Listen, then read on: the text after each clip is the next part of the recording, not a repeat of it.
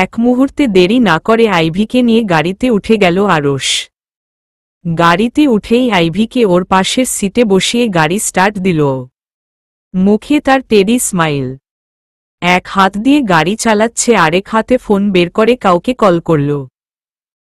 যাকে ফোন করছে সে আর কেউ নয়, তখনকার অন্ধকার রুমে থাকা ব্যক্তিটা। আরশ, আমি আমার জিনিস পেয়ে গেছি। এবার তুমি তোমার কাজ হয়ে যাবে। আমি তোমাকে অবশ্যই সাহায্য করব। ফোনের অপর পাশে থাকা ব্যক্তিটা বলল, আমি নিজের স্বার্থ ছাড়া কাউকে সাহায্য করি না। তোমাকে তোমার কাজ বুঝিয়ে দিয়েছি, তুমি তোমার কাজ করো। আরশ, নো টেনশন, আমি কথা দিয়ে কথা রাখি। তুমি আমাকে এত দামি একজনকে গিফট করলে আর আমি তোমাকে হেল্প করব না, তা কি করে হয়? ব্যক্তিটা বলল, তুমি ওর গায়ে একটা আঁচড়ও দিবে না। আরশ, কেন? কারণ তোমার সাথে আমার ডিল হয়েছে, আমার কাজ শেষ হলেই তুমি আইভিকে পাবে। তার আগে তুমি ওর হাতের নখও বাজেভাবে স্পর্শ করতে পারবে না। আরশ, কিন্তু? কোনো কিন্তু নয়, যেটা কথা হয়েছে সেটাই করব। এখন তুমি শুধু ওর ব্রেন ওয়াশ করবে ফারিসের নামে, যতে ফারিসকে আইভি যতটা পছন্দ করে তার থেকে 14 ডবল বেশি ঘৃণা করে। আরশ, ওকে, আমি আমার কথার খেলাপ করি না। Good job, I wish for you. Faris আমার, আইভি তোমার। কখনো আমি ওদের এক হতে দিব না। এখন শুধু সঠিক জায়গায় গুটি চালা বাকি। এখন আইভিকে নিয়ে কোথায় যাচ্ছ? আরশ, আপাতত আমাদের গেস্ট হাউজে। পরে না হয় ওকে নিয়ে বিদেশ পাড়ি দিব। আমি বারবার বারণ করছি ওর সাথে উল্টো পাল্টা কিছু করবে না। সময় হলে আমি নিজেই ওকে তোমার হাতে তুলে দিব। যে কাজের জন্য নিয়ে যেতে বলেছি সেটা করো। যদি কোনো এসপারোসপার হয় তাহলে আমার থেকে ভয়ানক খারাপ আর কেউ হবে না। তোমাকে পৃথিবী থেকে সরিয়ে দিতেও আমি দ্বিতীয়বার ভাবব না, কথাটা মাথায় রেখো। আরশ, ওকে সবকিছু তোমার কথা মতোই হবে। আমার শুধু আইভিকে পেলেই চলবে, আর কিছু লাগবে না। ওকে নিয়ে আমি বিদেশে চলে যেতে চাই। তুমি আমাকে 1 সপ্তাহ আগে যখন ছবি পাঠিয়েছিলে তখনই আমি আইভিকে পছন্দ করে ফেলেছি। তখনই পণ করে নিয়েছিলাম যে কোনো কিছুর বিনিময়ে আমার ওকে চাই। তাই তো তোমার অফার আমি সদরে গ্রহণ করে নিয়েছি। বলতে পারো আইভির প্রেমে আমি হাবুডুবু খাচ্ছি। হাবুডুবু খাও আর যাই করো, আমার কাজ হওয়া চাই। ভালো থেকো, বিদায়। ফোনটা রেখে অচেনা মানুষটা কিছুটা গম্ভীর হয়ে বলল, আমায় তুমি বোকা পেয়েছ আরশ আহমেদ। আমি তোমার হাতে আইভিকে তুলে দেই আর তুমি আমার কাজ না করে ওকে নিয়ে জার্মান পাড়ি দেও। আমি আমার ক্ষেত্রে খুব শেয়ানা। নিজের ভালো তো পাগলেও বুঝে। আর আমি তো সুস্থ মানুষই। অ্যাট এনি কোস্ট আমার শুধু ফারিসকে চাই। প্রায় সন্ধ্যা হয়ে এসেছে। কালো গাড়ি থেকে আইভি একরাশ বিষণ্ণ মনে বের হল। আজ তার ফারিসকে নিয়ে সব স্বপ্ন শেষ। ঘণ্টা খানিক আগে ও সব ঠিক ছিল। এমনটা ভেবে আরশ মনে মনে খুশি হল। যাক, যা বলেছে তাতে আইভি জীবনেও ফারিসের সাথে কথাও বলবে না। গাড়ি ঘুরিয়ে চৌধুরী বাড়ির উদ্দেশ্যে রওনা দিল। এয়ারপোর্ট থেকে ফোন পেয়ে 1 মিনিটও দেরি করেনি। গাড়ি নিয়ে একটানে ভার্সিটি চলে গেছে। আইভি পেছনে ঘুরে আরশের গাড়ি না দেখে খুশি হয়ে পাগলু ডান্স দিল। আমি বেডা, আমারে কি বোকা পেয়েছ?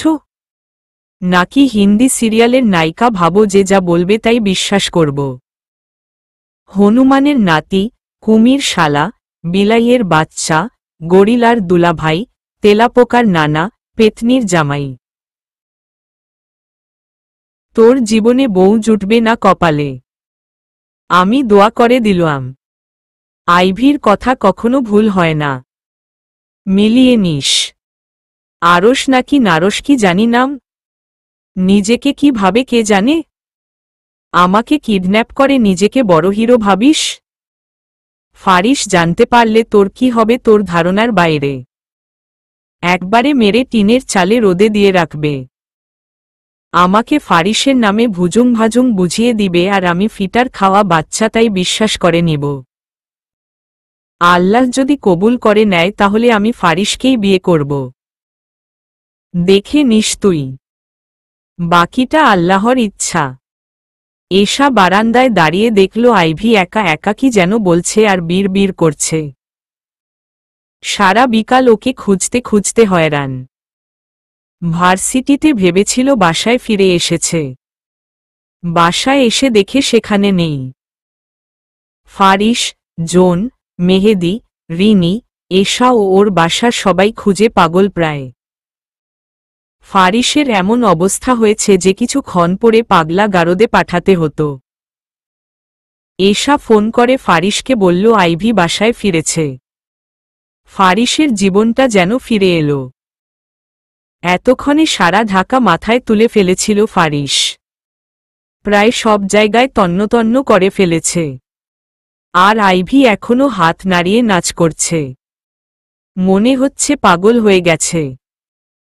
এশা আমরা সবাই পাগল হয়ে তাকে খুঁজছি। আর মহারানী গেইটের সামনে নাচ করছে। আজ রুমে আয় তুই। তোর একদিন কি আমার একদিন। অবশ্য আমার কিছু করতে হবে না, যা করার ফারিস করবে। এশা ছুটে নিচে নামল। আইভি এখনো নিজের মনে হাসছে। আইভিকে পেছনে থেকে জোরে ধাক্কা মারল। এশা কোথায় ছিলি তুই? জানিস তোকে কত খুঁজেছি? আমাদের সবাইকে টেনশনে রেখে মহারানী দিব্যি দাঁত কেলাচ্ছেন। আমরা কিছুক্ষণ পর চাচাকে ও পুলিশকে খবর দিতাম। ভাগ্যিস ফারিস মানা করল, নইলে এতক্ষণে তুই খবরের হেডলাইন হয়ে যাতি। ফারিস তোকে সামনে পেলে কাঁচা চিবিয়ে খাবে। এমনটাই ফোনে আমাকে বলেছে। আমি এবার একটু থামো। আমাকে একটু বলতে দে। ভেতরে তো যেতে দিবি। এমনই একজন ফাউল লোকের পাল্লায় পড়ে বকবকানি শুনে মাথা ধরে গেছে। ভেতরে চল, সব বলছি। চৌধুরী বাড়িতে বলা যায় আজ ছোটখাটো একটা উৎসব। এত বছর পর নাহানের বাবা আশফাক চৌধুরীর বাল্যকালের বন্ধু সোহেল আহমেদ তার পরিবার নিয়ে এসেছে। সোহেল আহমেদের একমাত্র মেয়ে ত্রিনা। এয়ারপোর্ট থেকে এসে তারা চৌধুরী বাড়িতে উঠেছে। ত্রিনা, তার বাবা মা ও আরশ এসেছে।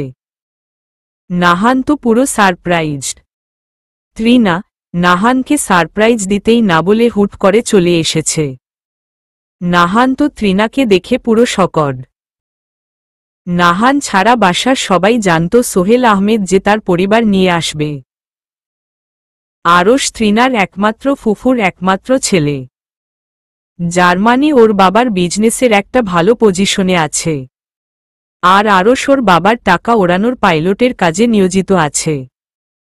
ডিস্ক বার, মদের নেশা, মেয়েবাজ ছেলে আরশ আহমেদ। আপাতত এতটুকু জানেন। বাকিটা না হয় পরে বলবো। গাড়ি নিয়ে চৌধুরী বাড়িতে ঢুকল আরশ। মনটা তার অনেক ভালো। কিছু দিনের মধ্যে সে আইভিকে পেতে চলেছে।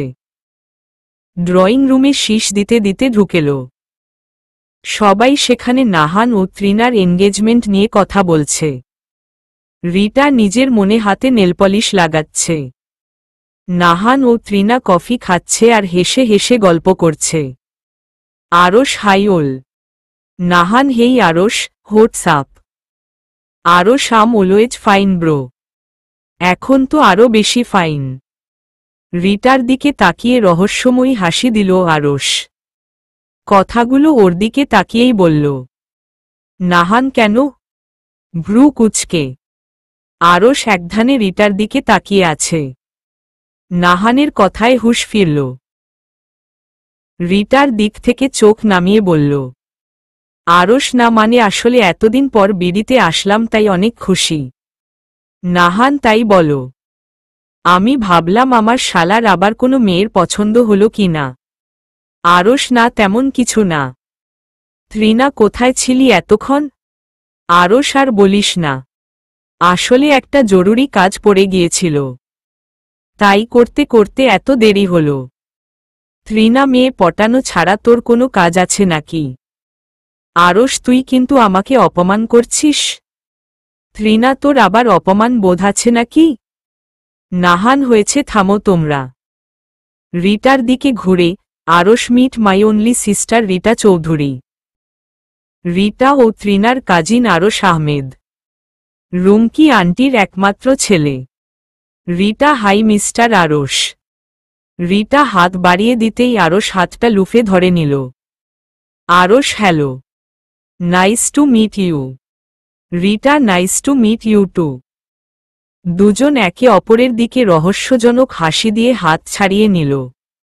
আরশ রিটার কানের কাছে গিয়ে ফিসফিস করে বলল, Arash, you look so gorgeous. Rita, thank you. Nahan, Arash, fresh হয়ে এসো, সারাদিন মনে হচ্ছে অনেক টায়ার্ড ছিলে। রিটা, ওকে গেস্ট রুমটা দেখিয়ে দিয়ে আয়। রিটা, ওকে ভাইয়া। আরশের দিকে তাকিয়ে, চলুন মিস্টার চকলেট বয়।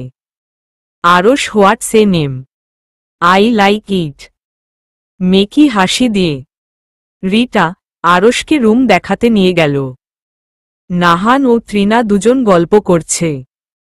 কতদিন পর তাদের দুজনের দেখা হল। কিছু দিন পর এক সুতোয় গাঁথা হবে দুটো মন। ভাবতেই ভালো লাগছে দুজনের। আমি ওয়াশরুম থেকে বের হতে না হতেই দেখলাম এশা রণচণ্ডীর রূপ নিয়ে দরজার সামনে দাঁড়িয়ে আছে। এশা, তুই কি বলবি, কোথায় ছিলি? আমি একটু জিরোতে দে। এভাবেই চাচ্চুর প্রশ্নের উত্তর দিতে দিতে আমি শেষ। ভাগ্যিস চাচি আমাকে বাঁচিয়ে দিল, নয়তো চাচ্চু বাবাকে ফোন দিয়ে সব জানিয়ে দিত আর বাড়িতে এতক্ষণে তুলকালাম কাণ্ড ঘটে যেত। লাভ ইউ চাচি, তুমি আছো বলে এখনো বেঁচে আছি, তা না হলে কচু গাছের সাথে আমাকে লটকাতে হতো। এশা, তোর ডায়লগ বন্ধ কর। কোথায় গিয়েছিলি সেটা বল। আমি তো কোথাও যাইনি। আমাকে নিয়ে যাওয়া হয়েছিল। আমি কিডন্যাপ হয়েছিলাম। এশা, আহা আমার বোনরে, খেয়ে দিয়ে কাজ পাও না, তোমাকে কেউ করব কিডন্যাপ? পাবনা থেকে পালিয়ে আসা ব্যক্তিরাই পারে এসব করতে। আমাকে আর ঘোল খাইও না, যা সত্যি তাই বলো। আমি সত্যি বলছি। এশাকে আমি পুরো ঘটনা খুলে বললাম, কিভাবে আমাকে আরশ কিডন্যাপ করে নিয়ে গেছে। এশা, সত্যি। আমি হুম। এশা, ফিরলি কি করে? আমি বলছি। ফ্ল্যাশব্যাক। চোখ খুলে আইভি নিজেকে একটা অচেনা রুমের বেডে আবিষ্কার করল। মাথাটা ঝিম ঝিম করছে। পাশের সোফায় বসে টেবিলের ওপর আরাম করে পা তুলে একমনে মোবাইল টিপছে আরশ। বেচারার আফসোসের শেষ নেই। চোখের সামনে একটা মেয়ে আছে আর তাকে সে বাজেভাবে স্পর্শ তো দূরে থাক, হাতটা পর্যন্ত টাচ করতে পারছে না। তাই মনের দুঃখ কমাতে মোবাইল ডুব মেরেছে। চোখ খুলে নিজেকে এমন এক জায়গায় দেখতে পারবো ভাবিনি। হালকা করে মাথাটা তুললাম। আশেপাশে চোখ বুলাতেই তখনকার সেই ছেলেটাকে দেখতে পেলাম। আস্তে করে মনে করার চেষ্টা করলাম কি হচ্ছে। মনে পড়তে বেশ খানিকক্ষণ লাগল। চোখের সামনে আরশকে দেখে মেজাজটা গরম হয়ে গেল। আমার বুঝতে বাকি নেই ও আমাকে কিডন্যাপ করেছে। হঠাৎ করে আরশ আমার দিকে তাকিয়ে শয়তানি হাসি দিল। প্রথমে ভয় পেয়ে গিয়েছিলাম, হয়তো ও আমার সাথে কিছু করেছে, কিন্তু না। আমার বোরকা হিজাব সব ঠিকই আছে। আমাকে উঠতে দেখে আমার সামনে এসে বসল। আরশ, হেই আইউ বেবস, হোয়াটসঅ্যাপ? আপনি আমাকে এখানে কেন এনেছেন? আপনি আমার নাম কি করে জানলেন? কি চাই আপনার? আরশ, কুল ডাউন বেবস। এত প্রশ্নের উত্তর আমি কি করে দিব? একটা একটা করে প্রশ্ন করো। আপনি আমাকে এখানে কেন এনেছেন? আপনার সাথে আমার কি শত্রুতা? আমাকে যেতে দিন প্লিজ। আরশ, ওয়েট, তোমার আগের কোশ্চেনগুলোর উত্তর তো আগে দেই, তারপর না হয় নতুন কথার উত্তর দিব। তোমার নাম আইভি ইসলাম। তোমায় সবাই বেশিরভাগ সময় আয়ু বলে ডাকে। তোমাকে চাই আমার। কেন এনেছি জিজ্ঞেস করেছিলে? একটা জিনিস দেখাতে ও বলতে। তোমার সাথে আমার কোনো শত্রুতা নেই। শত্রুতা থাকবে কি করে? আমি তো তোমায় ভালোবাসে ফেলেছি। আমি হারামজাদা কি পাগলা গারদ থেকে ছুটে এসেছে নাকি? কি পাগলের মতো উল্টো পাল্টা বকছে? কি দিন আসলো রে আইভি, তোর এখন পাগলের সাথেও টাইম ওয়েস্ট করতে হবে? আল্লাহ, তুমি কোনো মরে উঠাইয়া নিয়ে যাও। আমার আর এই আজব মানুষের দুনিয়ায় ভালো লাগে না। মনে মনে আরশ ভ্রু কুচকে আইভির দিকে তাকিয়ে আছে। আইভি এক মনে কি যেন খুব মনোযোগ দিয়ে ভাবছে। আইভির মুখের সামনে তুড়ি বজালো। আরশ, আইয়ু বেবস, কি ভাবছ? দাঁড়াও, তোমাকে একটা জিনিস দেখাচ্ছি। আমি কচুপোড়া, একটা জিনিস দেখাতে আপনি আমাকে এখানে নিয়ে এসেছেন। তা কোনো পাগলা গারদ থেকে ছুটে এসেছেন আপনি? আরশ, হোয়াট? আমি পাগলা গারদ থেকে আসব কেন? আমি জার্মান থেকে আজ ফিরেছি। আরশকে দেখে আমার একটুও ভয় করছে না। আমি বুঝে গেছি যদি কিছু করার হতো এতক্ষণে করে ফেলত। তাই আমি পায়ের ওপর পা তুলে আরাম করে বসলাম। বিরক্তির সাথে হাই তুলে জিজ্ঞেস করলাম, আমি তা জার্মানে কি পাগলা গারদ নেই? আরশ, আছে।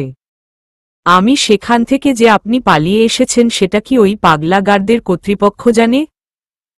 আরশ, হোয়াট? আমনা জানলে আমি জানিয়ে দিতাম আর কি। আরশ, তুমি আমাকে কিভাবে? রেগে। আমি মেন্টালি রোগী। আরশ, তুমি জানো আমি কোথা থেকে এসেছি? আমি পাগলা গারদ থেকে। আরশ, তুমি জানো আমি কে? আমি পাগল। আরশ, তুমি নিজেকে কি ভাবো? আমি গুড গার্ল। আরশ, আমাকে তোমার কি পাগল মনে হয়? রেগে। আমি এই কথায় কোনো সন্দেহ নেই। এক মনে ডোন্ট ওয়ারি ভাব নিয়ে কথাগুলো বললাম। আমি মিটমিট করে হাসছি আর আরশ রাগে লুচির মতো ফুলছে। বেশ রাগানো হয়েছে। আরশ চোখ মুখ শক্ত করে নিজের রাগটা কন্ট্রোল করার চেষ্টা করছে। আরশ, বাই দা ওয়ে, আমি তোমাকে কিছু ছবি ও ভিডিও দেখাতে চাই। তোমার সাথে খুচরা আলাপ করার সময় নেই। কথাগুলো বলে আরশ ফোন থাকা কিছু ছবি দেখালো, যাতে ফারিস একটা মেয়েকে জড়িয়ে ধরে রেখেছে। কোনোটায় একটা মেয়েকে খাইয়ে দিচ্ছে। অনেকগুলো মেয়ের সাথে ছবি। আরশ, ফারিস একটা চরিত্রহীন ছেলে। ওর অনেক মেয়ের সাথে রিলেশন ছিল। তোমাকে আমি আরও অনেক প্রমাণ দেখাতে পারি। ওর কথা শুনে ও ছবি দেখে আইভি এমন ভাব করল যে ওর মনটা বিষিয়ে গেছে। সব ইচ্ছা, আকাঙ্ক্ষা, স্বপ্ন সব ভেঙ্গে চুরমার হয়ে গেছে। কিন্তু মনে মনে মিটিমিটি হাসছে। আমাকে তুমি বোকা পেয়েছে। এই ছবিগুলো যে এডিট করা তা আমি প্রথম দেখেই বুঝতে পেরেছি।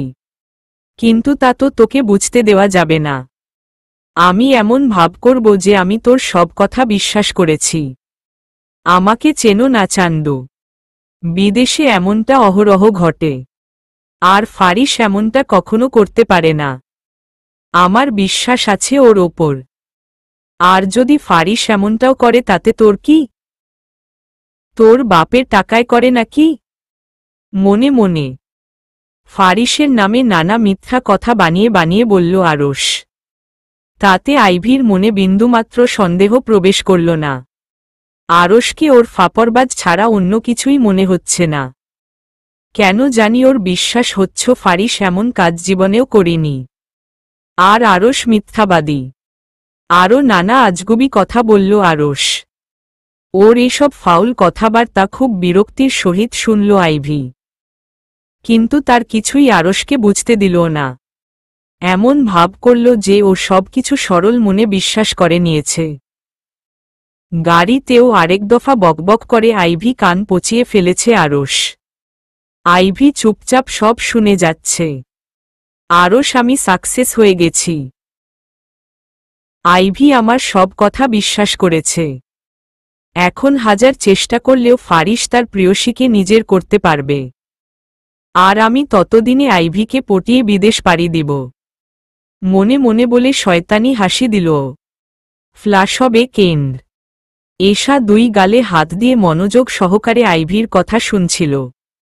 ফোনের রিংটোনের আওয়াজে দুজনের হুঁশ ফিরে এলো। আমি এসু, তোর ফোন এসেছে। এশা, আমার না, তোর এসেছে। আমি এই অবেলায় আমায়কে ফোন করবে? এশা, ধরে তো দেখ। আমি ফোন হাতে নিয়ে দেখলাম আননোন নাম্বার। ফোনটা হাতে নিয়ে রিসিভ করতেই ওপর পাশের ব্যক্তিটা ধমকে উঠল। ফারিস, জলদি নিচে নেমে এসো। আমি তোমাকে 2 মিনিট সময় দিচ্ছি। এর মধ্যে না আসলো আমি চলে আসব। আমি কে আপনি?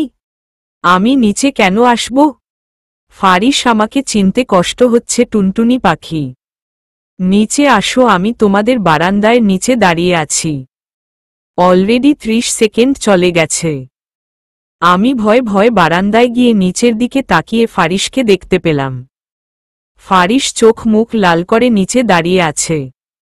ফর্সা মুখটা টকটকে লাল হয়ে আছে। ওকে এভাবে দেখে আমার ভয়ে হাত পা কাঁপাকাঁপি শুরু হয়ে গেছে। ফারিস বারান্দায় দাঁড়িয়ে না থেকে নিচে নেমে আসবে নাকি আমি আসব? তোমার হাতে আর 40 সেকেন্ড সময় বাকি আছে। আমি চাচ্চু চাচি বকবে এই সময়ে নিচে গেলে। ফারিস, আমি কিছু জানি না। তুমি কিভাবে আসবে, কি করবে, তোমার ব্যাপার। আমি আসছি। ভয় ভয়। চাচ্চু রুমে টিভি দেখছে। চাচি ওয়াশরুমে গেছে। এই সুযোগে আমি আস্তে করে সদর দরজা খুলে সিঁড়ি বেয়ে নিচে নামছি আর দুরুদ শরীফ পড়ছি। আজকে আমার গাল আবার হবে লাল। ঠাসস নিচে নামতে না নামতেই আমার গালে একটা পড়ল। গালে হাত দিয়ে দাঁড়িয়ে আছি। আমাকে মেরেও ফারিসের রাগ কমেনি। পেছনে দিকে ঘুরে ফোঁস ফোঁস করছে। আমার দিকে ঘুরে এগিয়ে এলো।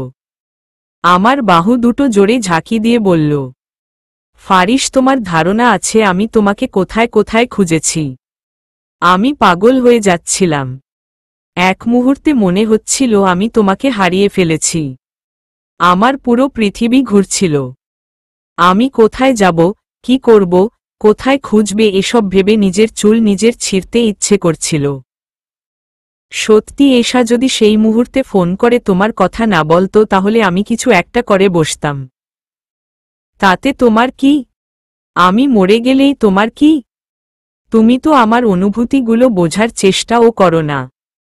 আমার বাহু ছেড়ে আকাশের দিকে তাকিয়ে রইল।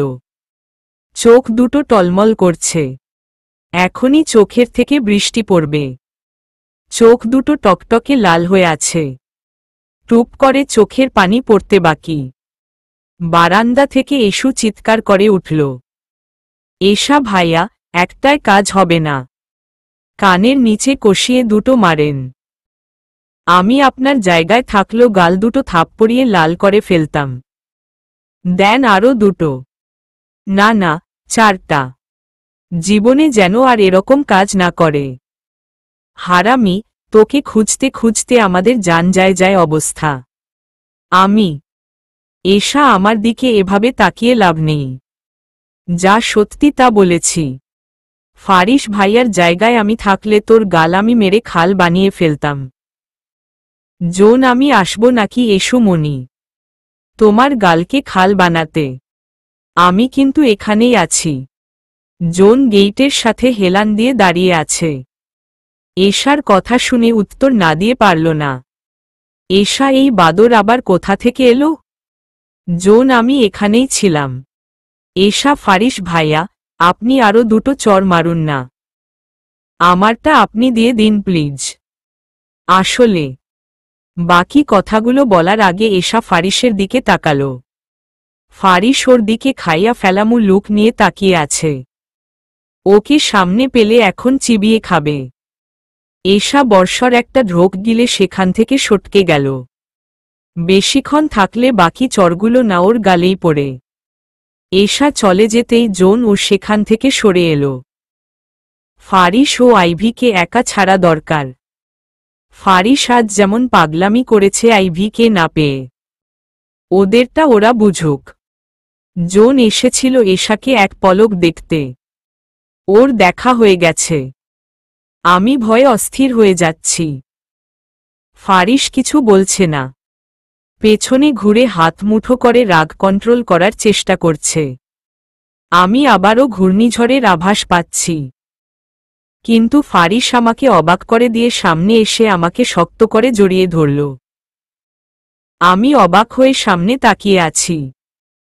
ও এমনটা করবে তা আমি ভাবিনি।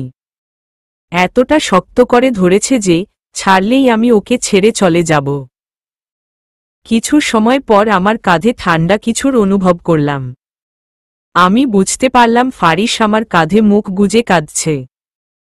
আমি আস্তে করে কাঁপা কাঁপা গলায় ডাকলাম, আমি ফারিস, ফারিস হ। ফারিস হু, কাঁদতে কাঁদতে।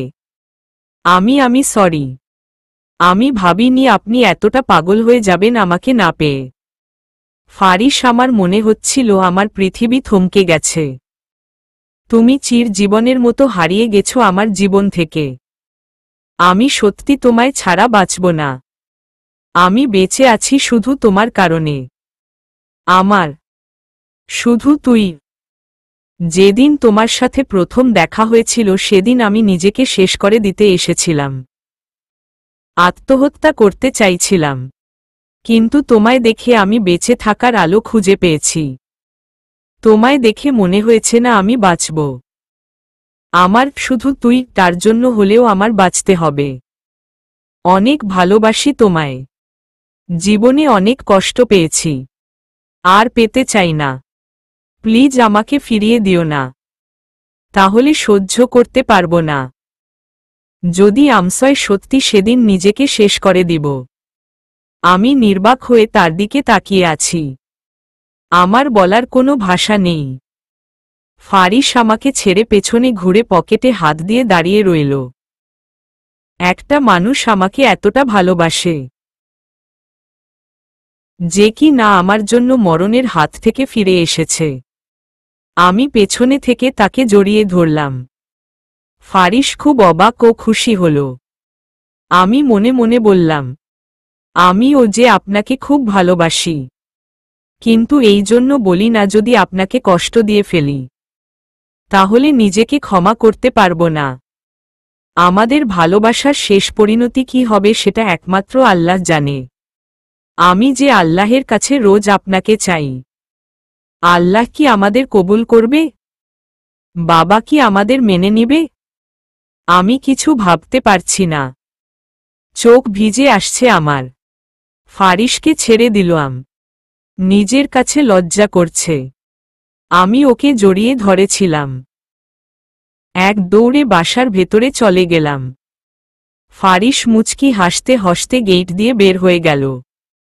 পরের দিন আইভি আরশের ব্যাপারটা ফারিসের কাছে বলবে বলবে করে ভুলে গেল। বিকেলে আইভি বসে বসে মোবাইল টিপছে। এমন সময় একটা আননোন নাম্বার থেকে ফোন আসলো। ফোনটা পেয়ে আইভি তাড়াহুড়ো করে কোনো রকম করে বোরকাটা পরে হিজাব বাঁধতে বাঁধতে বাসা থেকে বের হয়ে গেল। এশা হা করে ওর যাওয়ার দিকে তাকিয়ে রইল। এশা কাউকে কিছু না বলে কোথায় গেল? আইয়ু এত তাড়াহুড়ো করল কেন? কি হয়েছে? আমি তো কিছুই বুঝলাম না। সব আমার মাথার ওপর দিয়ে গেল। ডেনেল জে স্কিনার ও মা জেনিফার এলবার্ট একমাত্র ছেলে ফারিস জে স্কিনার। ডেনেল ও জেনিফার ভালোবেসে বিয়ে করেছিল। ডেনেলের পরিবার মেনে নিলেও জেনিফার পরিবার মেনে নেয়নি। কারণ ডেনেলদের আর্থিক অবস্থা ভালো ছিল না। যেখানে জেনিফার পারিবারিক নামকরা বিজনেস ছিল সেখানে ডেনেল ছোট একটা ফলের দোকান চালাত। তাদের সম্পর্কটা কলেজ থেকে শুরু হয়ে ভার্সিটিতে গিয়ে বিয়ের মাধ্যমে শেষ পরিণতি পায়। জেনিফার সব ছেড়ে ডেনেলের হাত ধরে যেদিন বের হয়ে গিয়েছিল সেদিন তার পরিবার তাকে একটা কথাই বলেছিল, তুমি দ্বিতীয়বার এই বাড়িতে ঢুকতে পারবে কিন্তু তুমি যদি ডেনেলকে ছেড়ে দেও। কোনো কথা না শুনেই সে তার ভালোবাসার মানুষের কাছে চলে এলো। ডেনেল ছোট থেকে বড় হওয়া পর্যন্ত অনেক কষ্ট করেছে। চার্চে খুব অনড়ম্বরভাবেই তাদের বিয়েটা সম্পন্ন হয়। দুজনের ছোট্ট একটা সংসার। ডেনেলের বাবা মা, দুই ভাইবোন গ্রামে থাকে। প্রথম কষ্ট হলেও জেনিফার নিজেকে মানিয়ে নেয়। তাদের বিয়ের 2 বছরের মাথায় জন্ম নেয় ফারিস। বাবা মা দুজনেই ভীষণ খুশি ফারিসকে নিয়ে। ওর বদামি কালার চুল ও বিড়ালের মতো চোখ দুটো দেখতে অপূর্ব। তার চোখ দুটোর কারণে সে সবার কাছে পরিচিত ছিল মিনি কেট, মানে ছোট বিড়াল। ফারিসের বয়স যখন 10 বছর তখন থেকে তার বাবা মা দুজনের সাথে প্রায় ঝামেলা লেগে থাকত। দিনকে দিন শুধু কলহ, ঝগড়া, এমনকি ওর মায়ের গায়ে হাত তোলা পর্যন্ত শুরু হয়ে গেল। দুজনের মধ্যে মিসআন্ডারস্ট্যান্ডিং লেগেই থাকত। ছোট্ট ফারিসের এসব মোটেও ভালো লাগত না। ঝামেলা বাড়তেই লাগল। এক পর্যায়ে এমন একটা জায়গায় গিয়ে থামল যে দুজনেই ডিভোর্সের সিদ্ধান্ত নেয়। ফারিসকে তারা দুজনের কেউ চায় না। 12 বছর বয়সী ফারিস সেদিন চার্চে গিয়ে অনেক প্রে করেছিল যাতে তার বাবা মা এটা না করে।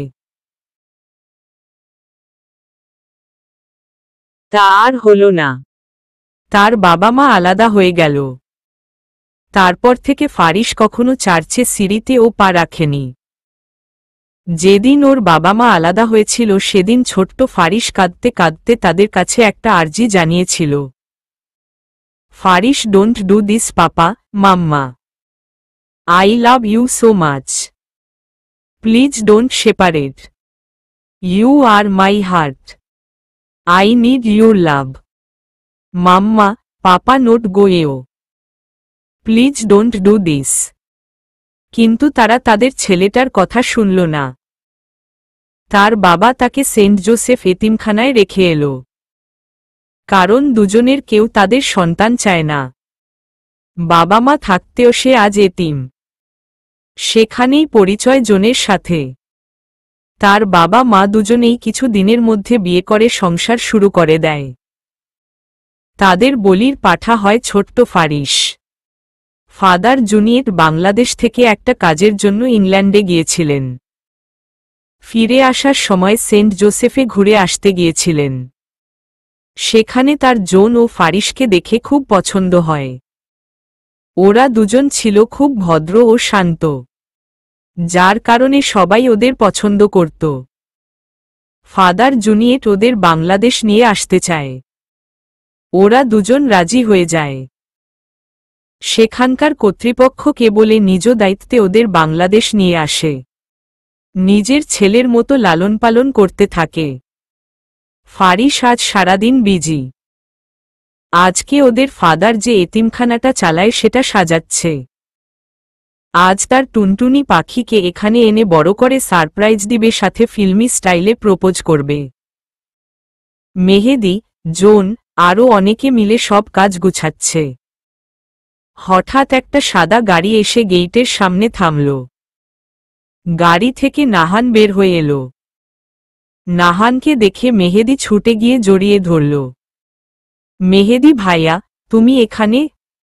নাহান, একটা কাজে এসেছি। ফারিস কোথায়? জোন, কেন নাহান? Anything wrong? নাহান, ওকে একটু ডাকো। আমার দরকার আছে ওর সাথে। সিরিয়াস হয়ে। ফারিস, মেহেদিকে এসেছে? ফারিস ভেতর থেকে বের হয়ে এলো। ফারিস, আপনি? নাহান, তোমার সাথে আমার কথা আছে। ফারিস, কি কথা? নাহান, আগামী পরশু আমার এনগেজমেন্ট। ফারিস, কার সাথে? ভয় পেয়ে। নাহান, আমার ভালোবাসার মানুষের সাথে। ফারিস, কি নাম তার? কাপা কাপা কণ্ঠে। ফারিস ভয় পেয়ে গেল। ও ভাবছে আইভির সাথে নাহানের এনগেজমেন্ট। নাহান, ওর নাম ত্রিনা। জার্মান থাকতে আমাদের সম্পর্ক শুরু হয়ে। আমার বাবার বন্ধুর মেয়ে। আমি চাই তুমি ও জোন দুজনেই আমার এনগেজমেন্ট পার্টিতে অ্যাটেন্ড করো। আমি অনেক আশা নিয়ে এসেছি। প্লিজ আমাকে ফিরিয়ে দিও না। ফারিস, আমরা নিশ্চয়ই যাব। নাহান, থ্যাংক ইউ। আমি সত্যি অনেক খুশি হব তোমরা অ্যাটেন্ড করলে। নাহান হ্যান্ডশেক করে চলে গেল। গেইটের কাছে যেতেই ফারিস পেছনে থেকে ডাক দিল, ফারিস। নাহান। নাহান কিছু বলবে? ফারিস কোনো কথা না বলে নাহানকে জড়িয়ে ধরল। ফারিসের মনে ভীষণ অপরাধবোধ কাজ করছে। সে আইভি ও নাহানকে নিয়ে কিভাবে বাজে সন্দেহ করতে পারল? সত্যি নাহান খুব ভালো ছেলে। নাহান ফার্সের কাণ্ডে অবাক হয়ে গেল। হলোটা কি ওর? কখনো তো সামনে এসে কথাটা পর্যন্ত বলতো না, আর আজ জড়িয়ে ধরেছে। Faris best of luck. Faris নাহানকে ছেড়ে দিয়ে ভেতরে ঢুকে পড়ল। নাহান কিছু সময় দাঁড়িয়ে থেকে গাড়িতে উঠে গেল। অনেক কাজ বাকি আছে হাতে, মাত্র আজকে ও কালকের দিন। গতকালের বিকালে আয়ু কোথায় তাড়াহুড়ো করে গিয়েছিল কে জানে। এশা হাজার জিজ্ঞাসা করেও তার উত্তর পায়নি। গতকাল সেখান থেকে ফেরার পর একটা কথাও কারো সাথে বলেনি। চুপচাপ মূর্তির মতো বসে আছে। বিকালে আইভি বিষণ্ণ মনে বারান্দায় বসে আছে। আজ আমি ভার্সিটিও যাইনি, কিছুই ভালো লাগে না। এশা হাতে একটা গিফট বক্স নিয়ে ঢুকল। এশা, নে ধর, এটা তোর। আমি নিশ্চুপ। এশা, ধরছিস না কেন? এটা পরে তৈরি হয়ে নিয়ে আমরা একটু বের হব। আমি কোথাও যাব না। এশা, প্লিজ এমন করিস না, চল। শেষ পর্যন্ত এশার জোড়াজুড়িতে উঠতেই হল। বাক্সটা হাতে নিয়ে খুললাম। ভেতরে একটা হালকা মিষ্টি কালারের গাউন। গাউনটা হাতে নিয়ে বসে আছি। এটা যে ফারিস পাঠিয়েছে তার বিন্দু মাত্র সন্দেহ নেই। এশা ঠেলে ধাক্কিয়ে আমাকে ওয়াশরুমে ঢোকাল। আমি ওইটা পরেই বের হলাম। সাথে মিষ্টি কালারের একটা হেজাব বাঁধলাম। এশা, তোকে তো অনেক সুন্দর লাগছে। মাশাল্লাহ। আল্লাহ কারো নজর না লেগে যায়। আজ তো ফারিস তোর উপর ক্রাশ খাবেই খাবে। অন্য সময় হলে আমি কিছু একটা বলতাম, কিন্তু এখন চুপ করে রইলাম।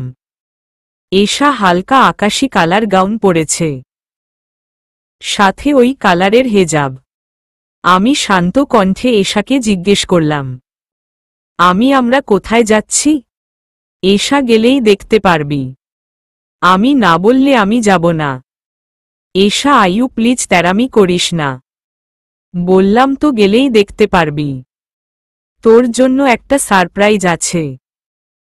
আমার জন্য আবার সারপ্রাইজ? আমি এভাবেই অনেক বড় সারপ্রাইজ পেয়ে বসে আছি। কথাগুলো বলে একটা তাচ্ছিল্যের হাসি দিলাম। এশা কোনো মতে চাচিকে ম্যানেজ করে আমাকে নিয়ে বাসা থেকে বের হল। সন্ধ্যা শেষ হয়ে প্রায় রাত হয়ে আসছে। রাস্তা থেকে রিনিকে ওর সাথে নিয়ে নিলাম। তিনজন মিলে কোথায় যাচ্ছি কিছুই বুঝতে পারছি না।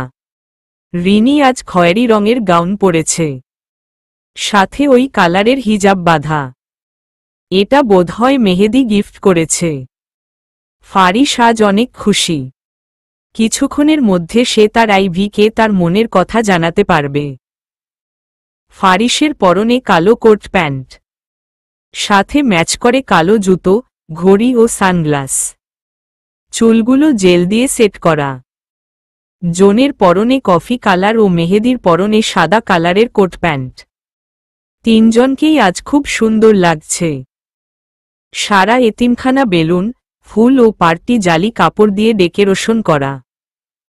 এতিমখানার সব বাচ্চারা আজ নতুন জামাকাপড় পরেছে। সবাইকে জামা কাপড় থেকে শুরু করে ডেকোরেশন পর্যন্ত 3 বাদর করেছে। জোন বাচ্চাদের সাথে ছবি তুলছে। ফারিস সবকিছু আবার চেক করে দেখছে সবকিছু ঠিক আছে কিনা। মেহেদি এক কোনায় মন খারাপ করে দাঁড়িয়ে আছে। চোখ দুটো তার পানিতে টলমল করছে। দুপুর অবধি তো সব ঠিক ছিল। একটা ফোন এসে ওর সব আশা, স্বপ্ন, ভালোবাসা চুরমার করে দিল। সে আজ হেরে গেছে পরিস্থিতির কাছে। আমাদের রিকশাটা এতিমখানার সামনে গেইটের কাছে থামল। আমি কিছু বুঝতে পারছি না। ভাড়া মিটিয়ে গেইটের ভেতরে ঢুকলাম। সবকিছু ঘুটঘুটে অন্ধকার। আমি গেইটের ভেতর পাড়া দিতেই কিছু একটার সাথে বেজে পড়ে যেতে নিলাম। সাথে সাথে সারা এতিমখানা লাইট জ্বলে উঠল। সামনে তাকিয়ে দেখি বিশাল বড় একটা সুইচ। ওইটা পা বেজে পড়ে যাচ্ছিলাম। অনেকগুলো গোলাপের পাপড়ি এসে পড়ল আমাদের গায়ে। সামনে তাকিয়ে দেখি গেইটের দুই পাশ দিয়ে ছোট ছোট বাচ্চারা গোলাপের পাপড়ি ভর্তি ডালা নিয়ে দাঁড়িয়ে আছে। সবাই আমাদের ওপর পাপড়ি ছুঁড়ে মারছে। কিছু সামনে এগিয়ে যেতেই আরেকটা বাচ্চাদের লাইন। তারা সিরিয়াল বাই সিরিয়াল আমাদের দিকে এগিয়ে আসছে। সবার হাতে টকটকে লাল গোলাপ। একজন একজন করে আমাদের তিনজনকে গোলাপ দিয়ে যাচ্ছে। আমি অবাক হয়ে তাকিয়ে আছি চারপাশে। কি সুন্দর করে ডেকোরেশন করা। আমার মন ভালো হয়ে গেল। আমাদের হাত ভর্তি গোলাপ। এখনো বাচ্চারা আমাদের ওপর পাপড়ি ছিটাচ্ছে। আরেকটু সামনে যেতেই তিনটা লাল ফ্রক পরা ছোট বাচ্চা মেয়ে আমাদের সামনে এসে আমাদের হাত ধরে ভেতরে নিয়ে গেল। বাচ্চা তিনটা একই রকম, একই কালার ফ্রক পরেছে, একইভাবে সেজেছে। তিনজনই দেখতে বেশ কিউট। আমাদের হাত ধরে ভেতরে একটা ছোট বাগানে এনে বাচ্চা তিনটা হাত ছেড়ে পেছনে দৌড় দিল। সামনে তাকাতেই আমরা তিনজন তিনটা ছেলেকে পেছনে দিকে ঘুরে থাকতে দেখলাম। ফারিস, জোন, মেহেদি পেছনে থেকে ঘুরে ওদের তিনজনকে দেখে হা করে তাকিয়ে রইল। পূর্ব দিকে তিনটা ছোট টেবিল, দুটো করে চেয়ার রাখা। টেবিলের ওপর থেকে তিনটা গোলাপ ফুলের তোড়া নিয়ে এসে তিনজন হাঁটু গেড়ে আমাদের সামনে বসল। ফারিস, অনেক দিন ধরে তোমায় একটা কথা বলবো ভাবছি, যদিও কাল সেটা বলে দিয়েছি। I love you. Do you love me? যেদিন তোমাকে দেখেছিলাম সেদিন নিজের ওপর জিদ করে নিজেকে শেষ করে দিতে চেয়েছিলাম, কিন্তু তোমাকে দেখে থেমে গিয়েছি। ভেবেছি তোমার জন্য আমার বাঁচতে হবে। আমার অস্তিত্ব, ভালোবাসা, স্বপ্ন, ইচ্ছা, আকাঙ্ক্ষা শুধু তুই। I really love you. তোমার জন্য আমি মুসলিম হয়ে যাব। একবার তুমি শুধু মুখ দিয়ে বলো তুমি আমাকে ভালোবাসো। আমি আমার জাত, ধর্ম, বর্ণ সব ছেড়ে চলে আসব তোমার কাছে। একবার তুমি রাজি হয়ে যাও। আমি পাথরের মতো মুখে হাত দিয়ে দাঁড়িয়ে আছে। কোনো শব্দ মুখ দিয়ে বের হচ্ছে না। জোন, এসা এবারও কি আমায় ফিরিয়ে দিবে? আমি সত্যি তোমাকে অনেক ভালোবাসি। তোমার জন্য আমিও মুসলিম হয়ে যাব। প্লিজ তুমি আমাকে অ্যাকসেপ্ট করে নেও। এসা জোনের হাত থেকে তোড়াটা নিল। ওকে দাঁড়া করিয়ে জড়িয়ে ধরল।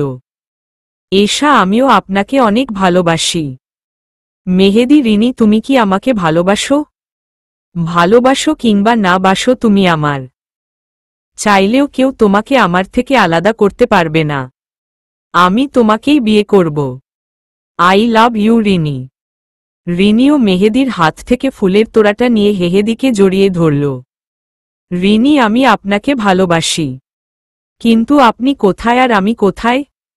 আপনার পরিবার কখনো আমাকে মেনে নিবে না। মেহেদি, সেটা আমার ব্যাপার, তোমায় চিন্তা করতে হবে না। ফারিস এখনো অধীর আগ্রহ নিয়ে আমার দিকে তাকিয়ে আছে। আমি মনে ভেতর সব কষ্ট জমিয়ে রেখে কান্না চেপে রেখে বললাম, আমি সরি। আপনাকে আমি ভালোবাসি না। কোথায় আমি আর কোথায় আপনি? আপনি মুসলিম হলেও আমি আপনাকে বিয়ে করব না। আপনাকে আমার জন্য মুসলিম হতে হবে না। কথাগুলো বলে 1 মিনিটও দাঁড়ালাম না। দৌড়ে সেখান থেকে চলে এলাম। একটা রিকশা নিয়ে চোখ মুছতে মুছতে বাসার উদ্দেশ্য রওনা দিলাম। আইভি আজ এমন কথা বলবে সেটা ফারিস জীবনেও ভাবেনি। হাতে থাকা গোলাপের তোড়াটাকে দুমড়ে মুচড়ে ছুঁড়ে ফেলে দিল। গলার টাইটা খুলতে খুলতে ধীর শান্ত পায়ে গেট দিয়ে বের হয়ে গেল। চোখ দুটো তার লাল হয়ে পানি টলটল করছে। মেহেদি, জোন, এশা, ফারিস সবাই হতবাক হয়ে ওদের যাওয়ার পানে তাকিয়ে রইল। আইভি কেন এমন করল তা কিছুই বুঝল না। রিনি এখনো এক হাত দিয়ে মেহেদীকে ধরে রেখেছে। হঠাৎ মেহেদী এক হেঁচকা টানে রিনিকে ধাক্কা মেরে সরিয়ে দিল। রিনি, কি হয়েছে মেহেদী? মেহেদী, তোর সাহস কি করে হয় আমাকে টাচ করিস? বড়লোক ছেলে পেলেই তার গলায় ঝুলে পড়তে মন চায়। তোদের মেয়ে তো আমার জুতা পরিষ্কার করতেও রাখি না। তোর লেভেল দেখ আর আমার লেভেল দেখ। রিনি, কি বলছেন আপনি এসব? আপনি আমাকে ভালোবাসেন? মেহেদী, তোর ভালোবাসা মাই ফুট। তুই ভাবলি কি করে তোর মতো একটা বস্তির মেয়েকে মেহেদী ভালোবাসবে? তোর সাথে এতদিন অভিনয় করেছি। তুই ভাইয়ার কাছে আমার নামে বিচার দিয়ে মার খাইয়েছিস। সেদিনই আমি মনে মনে তোকে শায়েস্তা করার জন্য এই ফোন দিয়ে আটেছি। তোর সাথে যে আমি এতদিন কথা বলছি এটা তোর ভাগ্য। যা ভাগ আমার সামনে থেকে। তোর যেতে হবে না, আমি চলে যাচ্ছি। রিনি, আপনি আমার সাথে এমন করছেন কেন? আমি জানি আপনি আমাকে ভালোবাসেন। আপনার চোখ বলছে আপনি মিথ্যা কথা বলছেন। কাঁদতে কাঁদতে মেহেদী রিনির চুলের মুঠি ধরে বলল, মেহেদী, এই তুই কে রে? তোকে আমি কৈফিয়ত কেন দিব? আমার ওপর অধিকার খাটানো শুরু করেছিস। একদম জানে মেরে ফেলব। আমি তোর সাথে শুধু নাটক করেছি। শয়তানি হাসি দিয়ে। জোন, তুই এসব কি বলছিস মেহেদী? মেহেদী, ওই শালা চুপ। একদম ওর হয়ে ওকালতি করতে আসবি না। আমি আজ কতটা খুশি জানিস? আমাকে মার খাইয়েছিল রিনি। আমি তার প্রতিশোধ নিতে পেরেছি। ওর সাহস কত বড়! আমার সাথে লাগতে এসেছে। তাই আমি ওকে ভালোবাসার জালে ফেলে কাঁটা দিয়ে কাঁটা তুললাম। ধুর, আমার মুডটাই খারাপ হয়ে গেল এই ছোট লোকদের সাথে কথা বলে। মেহেদী রিনির চুলের মুঠি ছেড়ে দিয়ে শীষ বাজাতে বাজাতে শয়তানি হাসি দিয়ে সেখান থেকে বের হয়ে গেল। রিনি মাটিতে হাঁটু গেড়ে বসে কান্নায় ভেঙে পড়ল। এশা সামনে এসে ওকে জড়িয়ে ধরল। রিনি নিজেকে এশার কাছ থেকে ছাড়িয়ে দৌড়ে কাঁদতে কাঁদতে বের হয়ে গেল। শুধু এশা ও জোন একে অপরের দিকে তাকিয়ে স্ট্যাচুর মতো দাঁড়িয়ে আছে। সবকিছু ওদের মাথার ওপর দিয়ে গেছে। ভেতরে কিছু ঢোকেনি। সিসিটিভি ফুটেজ পুরো ঘটনা দেখল একজন। মনে তার লাড্ডু ফুটেছে। যেভাবে প্ল্যান করেছে ঠিক সেইভাবে হয়েছে। ফারিসের মন দুটুকরো হয়ে গেছে। সে এখন সবচেয়ে বেশি খুশি। সবাইকে কষ্ট দিতে পেরেছে। সবাই তার কথা মতো চলছে। চোখ মুছে বাসার ভেতরে ঢুকতেই দেখতে পেলাম বাবা সোফায় বসে আছে। এত রাতে বাবাকে দেখে আমি খুব অবাক হলাম। এই সময় বাবা এখানে কি করে? বাবার তো আজ আসার কথা নয়। বাবা, চাচ্চু, চাচি সবার মুখটা গম্ভীর। কেউ কোনো কথা বলছে না। আমি বাবার সামনে এসে খুশি হয়ে বাবাকে জিজ্ঞেস করলাম, বাবা, তুমি এখানে কখন এলে? বাড়ির সবাই ঠিক আছে? মা, রিজভি সবাই ভালো আছে তো? এমন অবেলায় এলে যে কোনো বিপদ হয়েছে? বাবা কোনো কথা না বলে আমার সামনে এসে সজোরে একটা থাপ্পড় মারল। বাবা। বাবা চুপ, একদম চুপ। আমাকে বাবা বলে ডাকবি না। আমি কোনো পাপ করেছিলাম যে তোর মতো মেয়ে আল্লাহ আমাকে দিয়েছে? বাবা, কি বলছো এসব? আমি কি করছি? বাবা, কি করিসনি সেটা বল। ছেলেটা কে? আমি কোনো ছেলে? বাবা, ন্যাকামি করছিস। কোথায় ছিলি এত রাত পর্যন্ত? ছবিতে যেই ছেলের সাথে তোকে দেখেছি সেই ছেলের সাথে। বাবা, আমি কিছু বুঝতে পারছি না। আমায় খুলে বলো, কি হয়েছে? বাবা, ফোনের থেকে আমার ও ফারিসের ছবি দেখে বেশ অবাক হলাম। কে পাঠিয়েছে এসব? গতকাল যে ফারিস আমাকে জড়িয়ে ধরেছিল সে ছবি, হোটেলে আমাকে খাইয়ে দিয়েছিল সেই ছবি, আমরা একসাথে চা খেয়েছে সেই ছবি ও ভিডিও দেখে আমি অবাক। কে করল এসব? চাচা চাচি দুজনেই চুপ করে আছে। আমার চাচার থেকে আমার বাবা অনেক পাজি। বাবা রাগে বোম হয়ে আছে। বাবা, আমি তোকে এসব করার জন্য এখানে পাঠিয়েছি। তোকে নিয়ে আমার কত স্বপ্ন ছিল, তুই সব শেষ করে দিলই। তোর আর পড়াশোনা করতে হবে না। বাড়ি চল তুই। বাড়ি গিয়েই তোকে বিয়ে দিয়ে দিব। আমার আর তোকে পড়ালেখা করাতে হবে না। আমার মুখ তো উজ্জ্বল করে দিয়েছিস। সবকিছু গোছা, এখনই তুই আমার সাথে গ্রামে ফিরবি। আমি মাথা নিচু করে বাবার কথা শুনছিলাম। চোখ দিয়ে অঝোর ধারায় পানি পড়ছে। রুমে গিয়ে কাপড় গোছাতে লেগে পড়লাম। এক হাত দিয়ে চোখ মুছছি, আরেক হাত দিয়ে কাপড় ভাঁজ করছি। চাচি ভাইজান মেয়েটাকে মাফ করে দিল হয় না। চাচা ছোট মেয়ে বোঝেনি, তাই বলে তুই এমনটা করতে পারিস না। বাবা তাই বলে একটা খ্রিস্টান ছেলের সাথে ও এসব করে বেড়াবে আর আমি মেনে নিব? এই ব্যাপারে আমি কোনো কথা শুনতে চাই না। আমি একটু পরেই ওকে নিয়ে বের হব। চাচি আজকের রাতটুকু থেকে যান। বাবা, না ভাবি, আমি এক মুহূর্তেও থাকব না। আমি লাগেজ গুছিয়ে ড্রয়িং রুমে চলে এলাম। বাবা আমাকে নিয়ে বাড়ির উদ্দেশ্যে রওনা দিল। চাচি আমাকে জড়িয়ে ধরে অনেক কান্না করল। চাচা মাথায় হাত বুলিয়ে দিল। চাচার চোখ দুটো ভিজে ছিল। বাসে উঠে গ্রামের পথে পাড়ি দিলাম। এশার সাথে দেখা হয়নি। ও এখনো বাসায় ফিরেনি। বাসের জানালায় মাথা হেলান দিয়ে রেখেছি। চোখ দুটো ও বেইমান হয়ে গেছে। তাই তো এখন আর পানি পড়ছে না। অন্ধকার রুমে একা একা বসে আছে ফারিস। ইতিমধ্যে 3 প্যাকেট সিগারেট শেষ। পাশে দুটো মদের খালি বোতল পড়ে আছে। 2 ঘন্টা আগেও সব ঠিক ছিল। কি থেকে কি হলো? জোন পুরো ঝামেলা শেষ করে বাড়িতে ফিরেছে।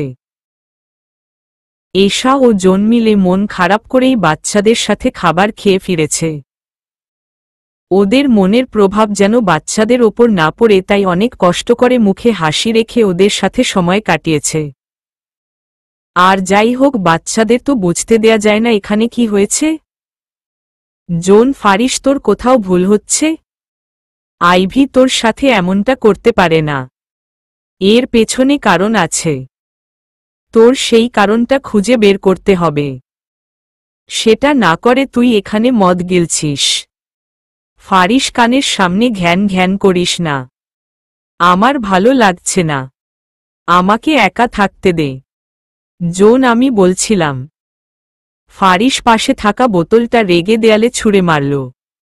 চিৎকার করে বলল, আমি তোকে যেতে বলেছি। তুই কি আমাকে একা ছাড়বি? তোর ছাড়তে হবে না, আমি এখান থেকে চলে গেলাম। থাক তুই তোর মতো। ফারিস একটা শার্ট হাতে নিয়ে দরজায় লাথি মেরে চলে গেল বাইরে। জোন কিছুই বলল না। এক কথায় ফারিসকে ভয় পেয়ে গেছে। ওর চোখ দুটো লাল টকটকে হয়েছিল। ওর লাল চোখ দুটো জোন ভীষণ ভয় পায়। রাগ কমলে পড়ে ঘরে নিয়ে আসবে ফারিসকে। এখন ওর একটু একা থাকা দরকার। অন্যদিকে এশা বাড়িতে এসে থমেরে বসে আছে। আইভির চলে গেছে শুনে ওর মাথায় আকাশ ভেঙে পড়েছে। সবকিছু অবিশ্বাস্য লাগছে। জোনকে ফোন করে আইভি চলে যাওয়ার খবরটা পৌঁছে দিল এশা। তখন ওর রুমে ঢুকল ওর বাবা মা। এশার বাবা, আমি যত তাড়াতাড়ি সম্ভব এশাকে বিয়ে দিতে চাই। এশার মা, কি যা তা বলছ? তোমার ও কি ভাইয়ের মতো মাথাটা গেল? এশার বাবা, তুমি বেশি বুঝো না।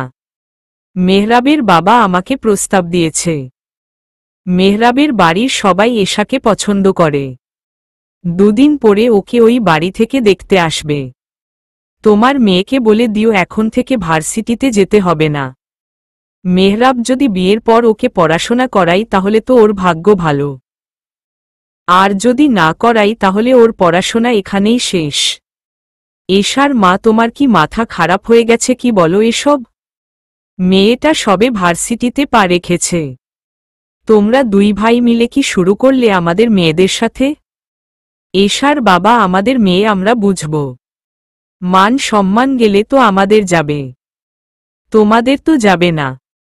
মেয়ে রাত বিরেতে অন্য ছেলের সাথে দেখা করে বাড়ি ফিরবে আর আমি সে মেয়েকে মাথায় তুলে নাচব নাকি? তোমার আশকারায় মেয়েটা আজ এসব করে ঘরে ফিরতে সাহস পায়। এশার বাবা রাগে গজগজ করতে করতে রুম থেকে বের হয়ে গেল। এশার চোখ দিয়ে টপ টপ করে পানি পড়ছে। এশার মা আমি পড়েছি ফাটা বাঁশের চিপায়। তাদের বাপবেটির ভেজালে আমাকে মাঝে ফেলে। এশা ওর মাকে জড়িয়ে ধরে ফুপিয়ে কেঁদে উঠল।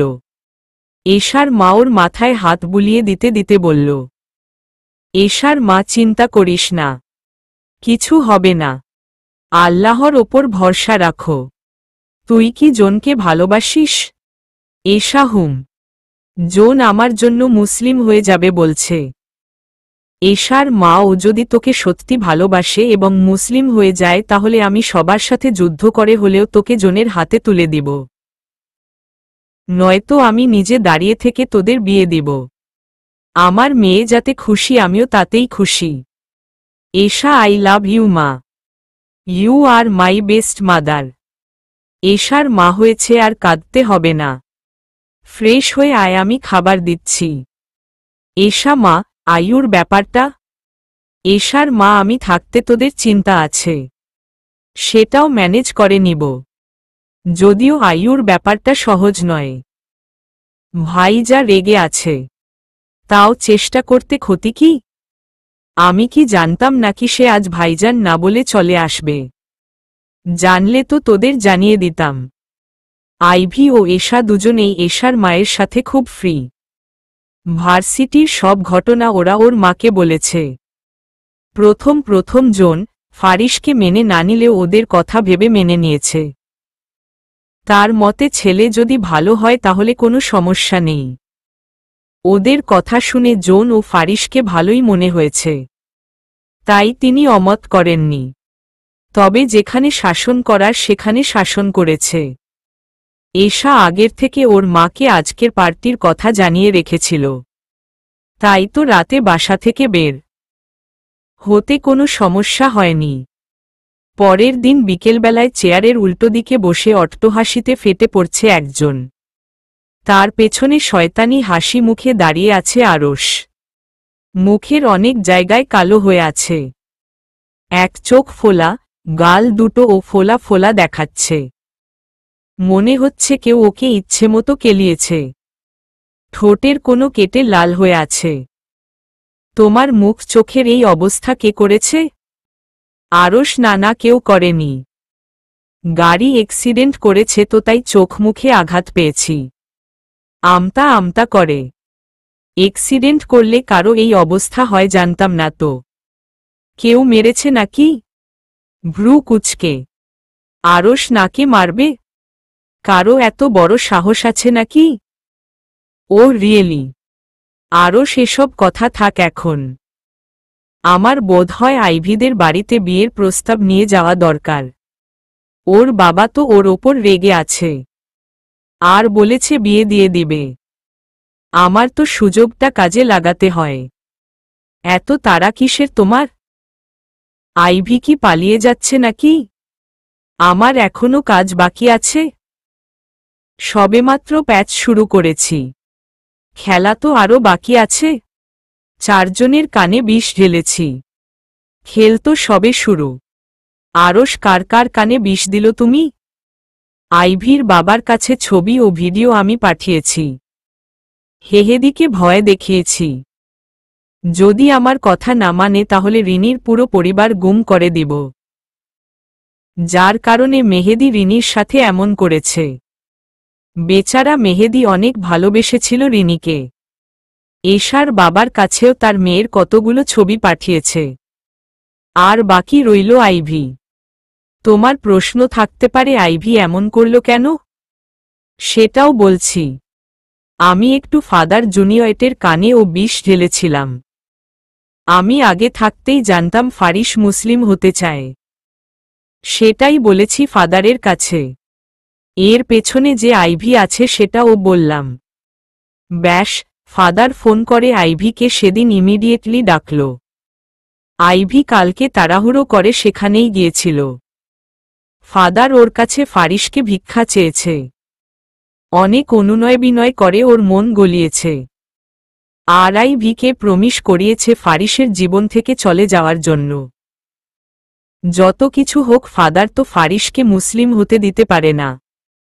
তাহলে তার মান সম্মান ধুলায় মিশে যাবে। সবাই বলবে ফাদার জুনিয়রের পালক পুত্র মুসলমান হয়ে গেছে। রীতিমতো খবরের হেডলাইন হয়ে যাবে। তার কত বড় অপমান হবে সেটা তো সে জানে। আরশ এত বুদ্ধি কোথায় রাখো? সেটা তোমার না জানলেও চলবে। আরশ আমি কি কাল আইভিদের গ্রামে যাব? এখন নয়, কাল নাহান চৌধুরীর এনগেজমেন্টের পার্টি আছে। সেখানে কোনো ঝামেলা করা যাবে না। আরশ বুঝতে পেরেছি। ওদের সব কথা চেয়ারে থাকা ব্যক্তির অজান্তেই জানল ফারিস। এতক্ষণ আরশের সাথে ফোনে কানেক্ট ছিল ও। ফারিসের মুখে বিশ্ব জয় করা হাসি। সব উত্তর পেয়ে গেছে সে। তার আর কিছু জানার নেই। গতকাল রাতে ফারিস বের হয়ে আরশকে তুলে এনেছিল। ইচ্ছেমতো কেলিয়ে ওর মুখ চোখের রং পাল্টে ফেলেছে। কেলানির চোটে ফারিসের কাছে সবকিছু খুলে বলেছে। আইভিকে কিডন্যাপ থেকে শুরু করে সবকিছু স্বীকার করে নিয়েছে। আরশ এত মার খেয়েছে যে ও ভয় ফারিসের সব কাজ করবে বলে রাজি হয়ে গেছে। আগামীকাল আরশের জন্য অনেক বড় বিপদ অপেক্ষা করছে, যেটা জনের দায়িত্বে আছে। ফারিস ফোনটা কেটে দিল। অনেক কাজ বাকি আছে তার। সবার ভুল ভাঙ্গাতে হবে। পুরো ঘটনার পেছনে কে আছে সেটা ফারিস বুঝে গেছে। বাড়িতে আসার পর 1 মিনিটের জন্যও বাইরে বের হয়নি। নিজের রুমে দরজা লাগিয়ে বসে থাকি। ফাদার আমার সাথে এমন কেন করল? আমাকে শর্তটা না দিত তাহলে আমি কি করতাম? কেন তিনি ফারিসের জীবন থেকে চলে যেতে বললেন? বাবাকে কে এসব ছবি, ভিডিও পাঠালো? আমি 2 দিন ধরে তার হিসাব মিলাতে পারছি না। আচ্ছা, ফারিস কি আমায় খুঁজতে আসবে? নাকি ও আমাকে ভুল বুঝবে? ও যদি মুসলিম হয়ে যায় তাহলে বাবা ওকে মেনে নিবে? এরকম হাজার প্রশ্ন আমার মনে উকি দিচ্ছে। কিছু ভালো লাগছে না। খাটের কোণার মধ্যে বসে চোখ বন্ধ করে দেয়ালে মাথা হেলান দিয়ে রেখেছি। আমাদের পাশের 2 বাড়ি পর একটা খেলার ক্লাব আছে। সেখানে প্রায় বক্সে জোরে গান বাজানো হয়। আজও তার ব্যতিক্রম হয়নি। জোরে সাউন্ড দিয়ে গান ছেড়েছে। ক্লাবের ছেলেগুলোকে বললে ও কাজ হয় না। এক কান দিয়ে ঢুকায় তো আরেক কান দিয়ে বের করে। চোখ বন্ধ করে গানটা শুনছি। খারাপ লাগছে না। আপনারা শুনবেন, চলুন শুনে আসি। এত রোদ্দুর তুই এনে দিলই তাই। তোর বৃষ্টি আমি একটু পেতে চাই। মেঘলা হয়ে যাক। আর 5টা 12 মাস। কোনো বিকেল বেলাতে তুই আমার হয়ে যাস। শুধু তুই আর চাইছি না কিছুই। শুধু তুই আর চাইছি না কিছুই। এক কলির পর গানটা বন্ধ হয়ে গেল। ভালোই তো লাগছিল। শয়তানগুলি আমার ভালোটা ওদের সহ্য হলো না। হঠাৎ আমার মনে হলো আমায় কেউ টুনটুনি পাখি বলে ডাকছে। এই নামে তো আমাকে শুধু ফারিস ডাকে। তাহলে ফারিস কি এখানে এসেছ? ফারিস এখানে কেন আসবে? ধুর, ওর কথা ভাবতে ভাবতে আমার বোধহয় হ্যালোসিয়েশন হয়ে গেছে। আমি তুই কি পাগল হয়ে গেলি? অবশ্য প্রেমে পড়লে নাকি মানুষ পাগল হয়ে যায়। সব জায়গায় নিজের ভালোবাসার মানুষকে দেখে সব জায়গায় মনে হয় সে তার পাশে আছে, তার কণ্ঠে মনে হয় তোকে ডাকছে। সত্যি তোর মাথা গেছে। 2 দিন ধরে নিজেকে বন্দি রেখে তোর মাথা খারাপ হয়ে গেছে। নিজের মনে কথাগুলো বলে হেসে উঠল আইভি। আবারও কেউ ওকে ডাকল। টুনটুনি পাখি কোথায় তুমি? আমি ডাকছি শোনোনি? আইভি সত্যি ধরে নিয়েছে ওর মাথা গেছে। কিন্তু তৃতীয়বারও ফারিসের গলা পেল। কি হলো, তুমি কি বাইরে আসবে নাকি আমি তোমার রুমে চলে আসব? এবার আইভির টনক নড়ল। সেই একই কণ্ঠ, একই ধমক দেওয়ার স্টাইল, এমনকি একই আওয়াজ, সেই ব্ল্যাকমেল। গুটি গুটি পায়ে দরজা খুলে বসার রুমে গেল। বসার রুমে আসতেই আমার চোখ দুটো রসগোল্লা হয়ে আছে। চোখ কচলে আবার তাকালাম না, আমি ঠিক দেখছি। আমার সামনে সোফায় পায়ের ওপর পা তুলে আরাম করে বসে আছে ফারিস। রাগে যে ওর চোখ মুখ লাল হয়ে আছে সেটা আমি বেশ বুঝতে পেরেছি। আরেক দফা অবাক হতে হলো বাবাকে ওর সাথে বসে থাকতে দেখে। আপনি এখানে কি করছেন? ফারিস এটা কেমন প্রশ্ন হলো টুনটুনি পাখি? শ্বশুর বাড়ি জামাই কেন আসে? আমার বউটা রাগ করে আমায় ছেড়ে চলে এসেছে, তাকে নিতে এসেছি। কথাগুলো হাসি মুখে বললেও দাঁতে দাঁত চেপে ফারিস যে রাগ কন্ট্রোল করার চেষ্টা করছে সেটা আমি ভালোই বুঝতে পেরেছি। আমাকে একা পেলে এখন যে কি করবে সেটা আল্লাহ জানে। বাবাকে দেখে শুধু কষ্ট করে রাগ কন্ট্রোল করে রাখছে। আমার দিকে খাইয়া ফালামু লুক নিয়ে এখনো তাকিয়ে আছে। বাবা, তোর কাছে আমি একটা প্রশ্ন করব, সঠিক উত্তর দিবি? কোনো মিথ্যা কথা বলবি না? গম্ভীর মুখে। আমি হ্যাঁ করো, মাথা নিচু করে। বাবা, তুই কি ফারিসকে ভালোবাসিস? শুধু বলবি হ্যাঁ কিংবা না। সত্যি কথা বলবি। মিথ্যা বললে তোর সাথে আমার কোনো কথা নেই। আমি মাথা নিচু করে আছি। কি উত্তর দিব বুঝতে পারছি না। ফারিস আমার দিকে অসহায়ের মতো করে অধীর আগ্রহে তাকিয়ে আছে। আমি কি বলবো তা শোনার জন্য। ফারিস, সত্যি কথা বলো টুনটুনি পাখি। তোমার ওপর ডিপেন্ড করছে আমার বেঁচে থাকা। আমি বড় করে একটা নিঃশ্বাস নিয়ে ভয়ে ভয়ে সত্যিটাই বলে দিলাম। বাবা, আমি ফারিসকে ভালোবাসি। সাথে সাথে বাবার ভয়ে চোখ দুটো বন্ধ করে ফেললাম। ফারিস যে কি খুশি তা ভাষায় প্রকাশ করার মতো নয়। বাবা, ফারিস, তুমি জিতে গেছ। আমি আমার কথা রাখব যদি তুমি মুসলিম হয়ে যাও। ফারিস, আমি মুসলিম হয়ে যাব। আপনি এই ব্যাপার নিয়ে কোনো চিন্তা করবেন না। আমি না বাবা, আমি তাকে ভালোবাসি বলে তাকেই বিয়ে করতে হবে এমনটা নয়। উনি মুসলিম হলেও আমি তাকে বিয়ে করব না। আমার কথা শুনে ফারিস কাউকে কল করল। রিং হতেই আমার হাতে মোবাইল ধরিয়ে দিয়ে বলল, ফারিস, কথা বলো। আমি কে? আমি কারো সাথে কথা বলবো না। ফারিস, আমি ফোন ধরতে বলছি, দ্বিতীয়বার যেন বলতে না হয়। রেগে। আমি ধলাচান মিয়া, লম্বু, তালগাছ। পারে শুধু ধমক দিতে। সাহস কত বড়! আমার বাবার সামনে আমাকে ধমক দিয়ে রাগ দেখানো হচ্ছে। বাবা কিছু বলছে না কেন? ওর জন্য বাবা আমাকে থাপ্পড় মেরেছে। আবার বাবা কি যেন বলল ফারিস জিতে গেছে। আমি কিছু বুঝতে পারছি না। মনে মনে, ফারিস ফাদার তোমার সাথে কথা বলবে, ফোনটা ধরো। আমি কাপা গলায় হাতে ফোনটা নিলাম। আমি বাবাকে দেখে অবাক হচ্ছি কারণ বাবা কিছু বলছে না। স্বাভাবিক ভঙ্গিতে সোফায় বসে রয়েছে। আমি আসসালামু আলাইকুম father, I am sorry my daughter. আমি তোমাকে যে শর্ত দিয়েছিলাম তা ফিরিয়ে নিচ্ছি। তোমাকে ছাড়া আমার সান ভালো থাকবে না। ফারিস নিজেকে শেষ করে দিবে। আমি কখনোই তা চাইব না। তুমি ওকে ফিরিয়ে দিও না। ও যদি মুসলিম হয়ে তোমার সাথে ভালো থাকে তাতেই আমি খুশি। কথাগুলো বলে ফাদার সাথে সাথে লাইন কেটে দিল। ফাদার যে কথা বলার সময় কান্না করছিল তা তার কথা শুনেই বোঝা যাচ্ছে। তার কথা বারবার জড়িয়ে যাচ্ছিল। আমি মোবাইলটা ফারিসের হাতে দিলাম। বাবা, এবার তুই কি ওকে বিয়ে করতে রাজি আছিস? আমি হুম। ফারিস, আমি ও রাজি শ্বশুর আব্বা। এক চোখ মেরে। আমি কিন্তু বাবা, তুমি যদি ফারিসকে বিয়ে করতে না বলো তাহলে আমি করব না। ফারিস, এটা কেমন কথা হলো টুনটুনি পাখি? বাবা, তুই যাতে খুশি আমিও তাতেই খুশি। শোন মা, কোনো বাবা মা তার সন্তানের খারাপ চায় না। ফারিস যখন তোর জন্য নিজের ধর্ম ছেড়ে আসবে তাহলে বুঝতে পারছিস তোকে ও কতটা ভালোবাসে। আমি তো বুঝতে পারছি, তুমি তো বুঝতে চাইছিলে না।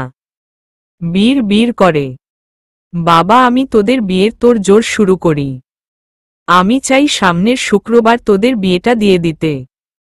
আমার একমাত্র মেয়ের বিয়ে বলে কথা। আমি আই লাভ ইউ বাবা। ইউ আর মাই বেস্ট বাবা। তোমাকে অনেক অনেক ধন্যবাদ। বাবা তোরা কথা বল, আমি আসছি। বাবা চলে যেতেই ফারিস আমার সামনে এসে এক হাত শক্ত করে ধরল। তারপর মুচকি হেসে ওর কপালের সাথে আমার মাথাটা ঠেকাল। আমি লজ্জা পেয়ে অন্যদিকে তাকিয়ে মুখে হাসি রেখা ফুটিয়ে তুললাম। অবশেষে আমার সত্যিকারের ভালোবাসা সবকিছুকে হার মানিয়ে জিতে গেল। ভাবছেন কিভাবে কি হলো? খুবই সিম্পল। ফারিস আইভির বাবাকে কনভিন্স করে ফেলছে। ওর সাথে ছিল আইভির চাচি, মা, এশা, জোন, মেহেদি। সবার সহযোগিতায় ফারিস অবশেষে আইভির বাবাকে রাজি করাতে পেরেছে। আইভির বাবা ফারিসকে বলছে যদি আইভি নিজ মুখে স্বীকার করে যে ও ফারিসকে ভালোবাসে তাহলে নির্দ্বিধায় ফারিসের হাতে আইভিকে তুলে দিবে। আইভি নিজের মুখে সবকিছু স্বীকার করে নিল। তাছাড়া আইভির বাবার ফারিসকে পছন্দ হয়েছে। ফারিসের জীবন কাহিনী শুনে তিনি অবাক হয়ে তাকিয়েছিলেন ফারিসের দিকে। এত কষ্ট করে একটা ছেলে এখনো বেঁচে আছে তার মেয়ের জন্য। ভাবতেই মনটা গলে গেছে তার। যখন বলছে ফারিস মুসলিম হয়ে যাবে সেটা শুনে তিনি আরও বেশি খুশি হয়েছেন। চৌধুরী বাড়িতে বিশাল বড় অনুষ্ঠান। আশফাক চৌধুরীর একমাত্র ছেলে নাহান চৌধুরীর এনগেজমেন্টের পার্টি বলে কথা। কিছুক্ষণ আগে আংটি ববলের মাধ্যমে সম্পূর্ণ হল অনুষ্ঠান। আংটি ববলের পরপরই আরেকটি ঘটনা ঘটে গেছে। আরশকে রব ধরে নিয়ে গেছে। আজকের এই শুভদিনে বাড়িতে রব দেখে সবাই ভয় পেয়ে গিয়েছিল। পুরো বাড়িতে এখনো কানা ঘুষা চলছে। ত্রিনার বাবা ও নাহানের বাবা চুপ করে সোফায় বসে আছে। কিছুক্ষণ আগেও যেখানে আনন্দ ঘন পরিবেশ ছিল সেটা এখন বেশ থমথমে পরিবেশ। আরশ একজন ড্রাগ ডিলারের অন্যতম সদস্য। চোরা চালানির মাধ্যমে জার্মান থেকে বাংলাদেশে ড্রাগ পাচার করে। ওর এখানে আসার প্রধান উদ্দেশ্য হল বড় একটা ডিল হাতে পেয়েছে, সেটা কনফার্ম করতে। কিন্তু রব গোপন সূত্রে জানতে পেরে ওকে গ্রেফতার করেছে। গোপন সূত্রটা তাদের কানে ফারিস দিয়েছে। সেটা জানতে পেরে সবার আড়ালে বাড়ি থেকে গাড়ি নিয়ে বের হয়ে গেল একজন। উদ্দেশ্য তার ফারিসের কাছে যাওয়া। আজ সব হিসাব নিকাশ চুকাতে হবে। অনেক হয়েছে আর নয়। অনেক সুযোগ দিয়েছে ফারিসকে, এবার আর দিবে না। থমথমে পরিবেশে সবাই মন খারাপ করে বসে থাকলেও স্টেজের পাশে যেখানে মদের ব্যবস্থা করা হয়েছে সেখানে দাঁড়িয়ে একের পর এক গ্লাসে করে মদ গিলছে মেহেদি। এই 2 দিনে যে মদ খেয়েছে সারা জীবনেও এরকম খায়নি। রিনির সাথে খারাপ ব্যবহার যেদিন করেছে সেদিনও ইচ্ছেমতো ড্রিঙ্ক করেছে মেহেদি। 2 বোতল শেষ করে তৃতীয়টাই হাত দিল এই কেউ ছো মেরে হাতের থেকে বোতলটা নিয়ে যায়। সামনে তাকাতেই রিনিকে দেখতে পায়। মেহেদি যাক বাবা, আজকে এত তাড়াতাড়ি নেশা হয়ে গেল। আমি চোখের সামনে রিনিকে দেখতে পাচ্ছি। এমনটা তো হওয়ার কথা নয়। রিনি এখানে কোথা থেকে আসবে? ও জীবনেও আমার কাছে আসবে না। ওকে আমি অনেক কষ্ট দিয়েছি। ও কখনো ফিরবে না আমার কাছে। কিছুটা মাতাল হয়ে রিনি এই কি উল্টো পাল্টা বকছেন? আমি সত্যি আপনার সামনে আছি।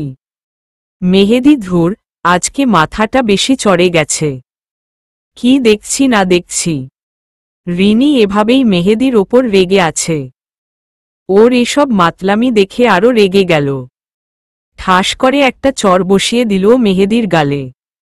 একটা পড়তেই মেহেদির হুঁশ ফিরে এলো। এমনেতেই ও অতটা মাতাল ছিল না। মেহেদি তুমি এখানে? রিনি হ্যাঁ আমি। মেহেদি তোমাকে না বলেছি আমার সামনে না আসতে, তারপরও তুমি এসেছ? আমি তোমাকে ভালোবাসি না কতবার বলবো? রিনি আবারও মিথ্যা কথা। আমি সব জানি। আপনি আমার ও আমার পরিবারের ভয়ে এমনটা করেছেন। আমাকে ফারিস ভাই সব বলেছে। মেহেদি রিনিকে জড়িয়ে ধরে কেঁদে উঠল। এই 2টা দিন ও কতটা কষ্ট নিয়েছিল সেটা তো ফারিস ও জোন জানে। তাই ফারিস রিনিকে সবকিছু বলে ওর কাছে পাঠিয়ে দিয়েছে। তাছাড়া মেহেদি ফারিসের এত বড় একটা উপকার করেছে, বন্ধু হিসেবে তো তারও একটা দায়িত্ব আছে। জোন মোবাইলে ফারিসের সাথে কথা বলতে বলতে ওদের সামনে এসে দাঁড়াল। জোন, মেহেদি, ফারিস তোর সাথে কথা বলবে। মেহেদি রিনিকে ছেড়ে দিয়ে চোখ মুখ মুছে মোবাইল কানে নিল। ফারিস অনেক অনেক ধন্যবাদ। তোর জন্য আজ আমি আরশের চ্যাপ্টার ক্লোজ করতে পেরেছি।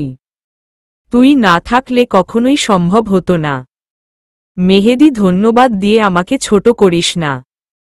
ধন্যবাদ তো আমার তোকে দেওয়া দরকার, কারণ তুই আমার রিনিকে আমার কাছে ফিরিয়ে দিয়েছিস। ফারিস, এটা আমার কর্তব্য ছিল। মেহেদি, তোর কি খবর? ফারিস, তোদের সবার জন্য আজ আমার শ্বশুর আব্বা আমাকে মেনে নিয়েছে। আগামী শুক্রবার আমাদের বিয়ের তারিখও ফিক্সড হয়ে গেছে। মেহেদি, বলিস কি? জানি না, যেভাবে হোক বড় করে একটা পার্টি চাই। খুশি হয়ে জোন এসবে মনোযোগ দিতে পারছিল না। এশার কথা মনে পড়ছে। প্রপোজ করার পর থেকে আর কথা হয়নি। গ্রাম থেকে ফিরে ফারিস ওর ব্যাপারটা সলভ করবে। ফারিস অবশ্য আগে ওদের ব্যাপারটা দেখতে চেয়েছিল, কিন্তু জোন ওকে জোর করে গ্রামে পাঠাল। হঠাৎ জোনের চোখ গেল তৃণার দিকে। তৃণা অনেকক্ষণ ধরে নাহানকে খুঁজছে। আরশের ব্যাপারটার সময় ও তো নাহান বাড়িতে ছিল। এখন গেল কোথায়? জোন সামনে এগিয়ে গেল। তৃণা একটা ওয়েটারকে কিছু একটা জিজ্ঞেস করছে। তৃণা, এই যে শুনুন। ওয়েটার, জি ম্যাডাম বলুন। তৃণা, আপনাদের নাহান স্যারকে দেখেছেন? ওয়াটার স্যার তো ঘণ্টা খানিক আগে গাড়ি নিয়ে বের হয়ে গেলেন। তৃণা, কোথায় গিয়েছে বলতে পারেন? ফোনটাও সাথে নেয়নি। ওয়াটার, সেটা বলতে পারবো না ম্যাডাম। তৃণা, ও আপনি এখন আসতে পারেন। তৃণা টেনশনে পড়ে গেল। নাহান গেলটা কোথায়? আড়ালে দাঁড়িয়ে সবটা শুনতে পেয়েছে জোন। জোন ও বুঝতে পারছে না নাহান কোথায় গিয়েছে। যেদিন ওরা 3 বন্ধু মিলে এতিমখানা সাজাচ্ছিল তখন মেহেদির ফোনে আননোন একটা নাম্বার থেকে কল আসে। মেহেদি তাড়াহুড়ো করে সেখান থেকে চলে যায়। ওকে এক জায়গায় যেতে বলে। সেখানে গিয়ে কাউকে দেখতে পায় না। তবে আড়াল থেকে ওকে রিনির পরিবার গুম করে ফেলার ভয় দেখায়। মেহেদি তার কথায় রাজি হয়ে যায়। ফেরার সময় গেইটে আরশের সাথে ধাক্কা খায়। আরশ মোবাইলে কিছু একটা দেখছিল, আর মেহেদি টেনশনে দিক পাশ তাকায়নি, যার কারণে ধাক্কা লেগে আরশের ফোন পড়ে যায়। মেহেদি সরি বলে নিচের থেকে আরশের মোবাইল তুলে দেয়। আরশকে মেহেদি চেনে, কিন্তু আরশ হেহেদিকে চিনে না। আরশ হেহেদিকে চিনত যদি ও নাহানের বাড়িতে যেত। কয়েকদিন ওদের বন্ধুদের ভেজাল এসে বাড়িতে পা রাখারও সময় পায়নি। মেহেদি নাহানের ল্যাপটপে আরশের ছবি দেখেছিল, যাতে করে ও আরশকে 1 মিনিটে চিনে ফেলেছে। তাছাড়া খবর ও পেয়েছে তৃণার পরিবারের সাথে আরশ এসেছে। সব খবর নাহানের থেকেই নিয়েছে। মোবাইল তুলে দিতে গিয়ে মোবাইলের স্ক্রিনে আইভির ছবি দেখে বেশ অবাক হয় মেহেদি। তখন আরশকে মোবাইল দিয়ে জলদি সেখান থেকে চলে আসে। সেদিন রাতের ঘটনার পর বাড়ি গিয়ে মেহেদি দুপুরের ব্যাপারটা ফারিসকে জানায়। দুপুরেই জানাতে চেয়েছিল, কিন্তু রিনির টেনশনে সব ভুলে যায়। ফারিস রাতের মধ্যে আরশের সব খোঁজ খবর নিয়ে পরের দিন সকালে ওকে তুলে নিয়ে এসে ইচ্ছেমতো কেলানি দেয়। বেচারা আরশ। আমি অনেকক্ষণ যাবৎ ফারিসের জন্য অপেক্ষা করছি, কিন্তু ফারিসের আসার নামও নেই।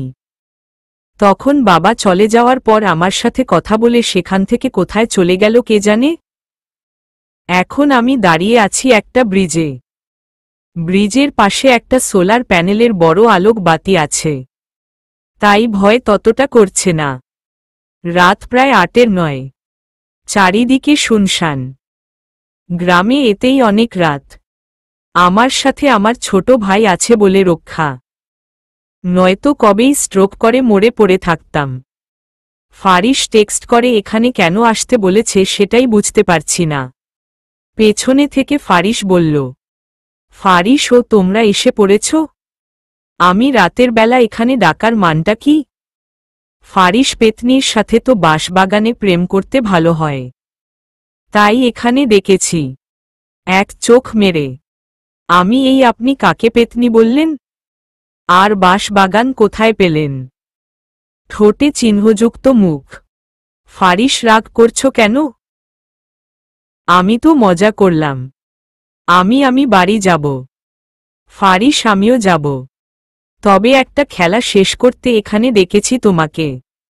হয় সে জিতবে নয় আমি আপনার কথার মাথা মুন্ডু কিছু বুঝছি না, বুঝিয়ে বলবেন তো? ফারিস আমরা এখানে একজনের জন্য অপেক্ষা করছি। আমি কে আসবে?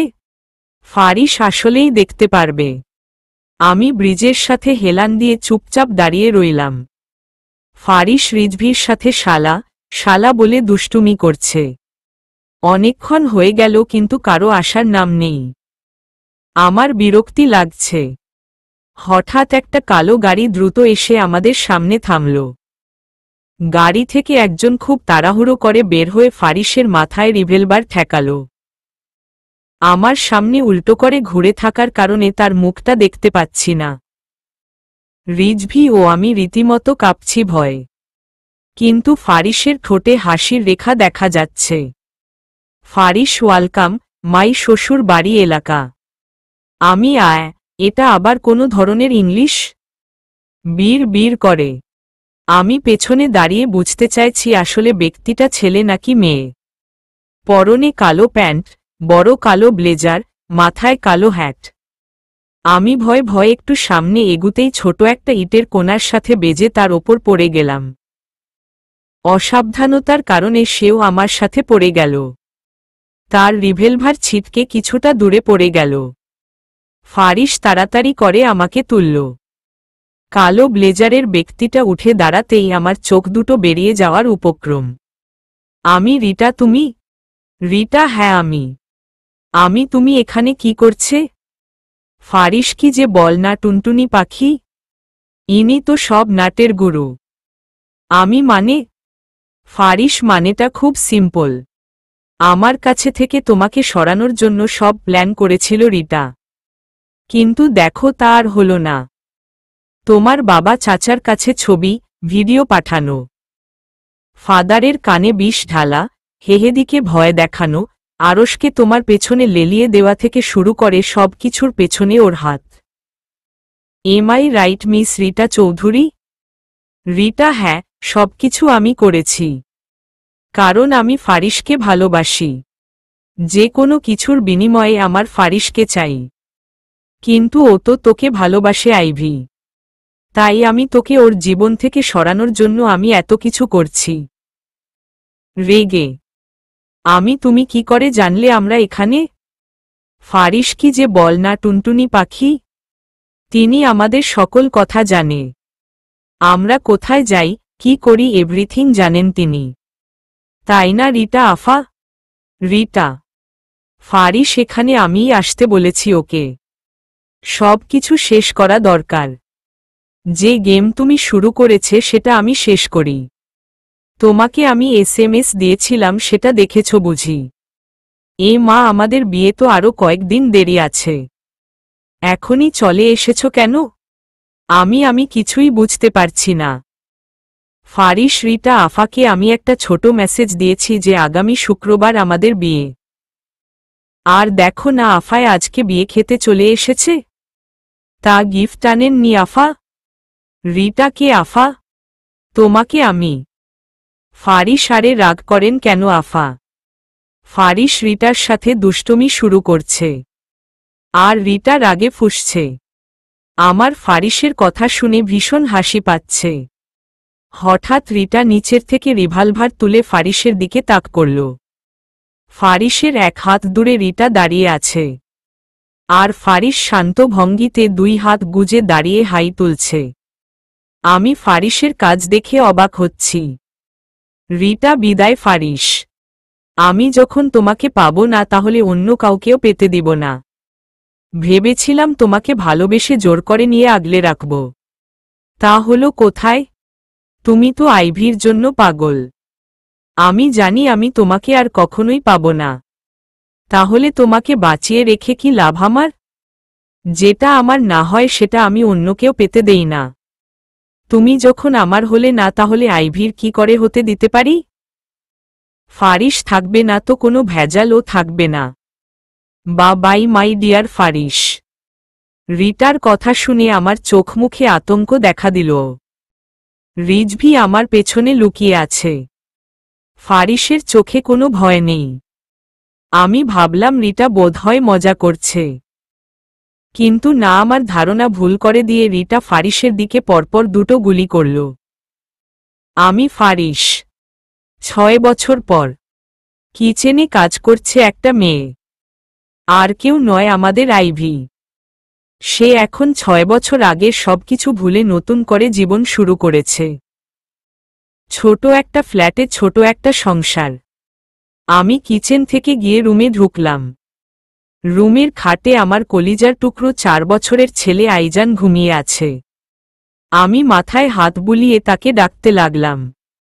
আমি আইজান, বাবা উঠো, অনেক দেরি হয়ে যাচ্ছে, মাদ্রাসায় যেতে হবে তো, উঠো, নয়তো তোমার বাবা তোমাকে রেখে চলে যাবে তো। আইজান, আরেকটু ঘুমাই আম্মু। আমি না, পাখি, দেরি হয়ে যাব। তোমার আব্বুর রেডি হয়ে খেয়ে চলে যাবে। আমার স্বামী জায়ান খান ও ছেলে আইজান খানকে নিয়ে আমার ছোট সংসার। আমার স্বামী ছোট একটা প্রাইভেট কোম্পানিতে জব করে। স্যালারি যা পায় তা দিয়ে আমাদের দিন আল্লাহর রহমতে ভালোই চলছে। জায়ান খুব নামাজি ও পহেজগার মানুষ। 5 ওয়াক্ত নামাজ, রোজায় সে বেশ কড়াকড়ি। সবার আগে নামাজ, তারপর বাকি কিছু। সব সময় পাঞ্জাবি পরে থাকে, মুখে চাপ দাড়ি। আইজানকে এই বছর মাদ্রাসায় ভর্তি করেছি। আমাদের দুজনের ইচ্ছা ছেলেকে মাওলানা বানাবো। জায়ান খানের ভাই জায়েদ খানের সাথে এশার বিয়ে হয়েছে। ওরা ভালোই আছে। ওদের 3.5 বছরের একটা মেয়ে আছে, দেখতে বেশ মিষ্টি। আমাদের 2 বোনের বিয়ে একদিনে ও একসাথে হয়েছে। অনেক বড় করে আমার বাবা চাচা অনুষ্ঠান করেছে।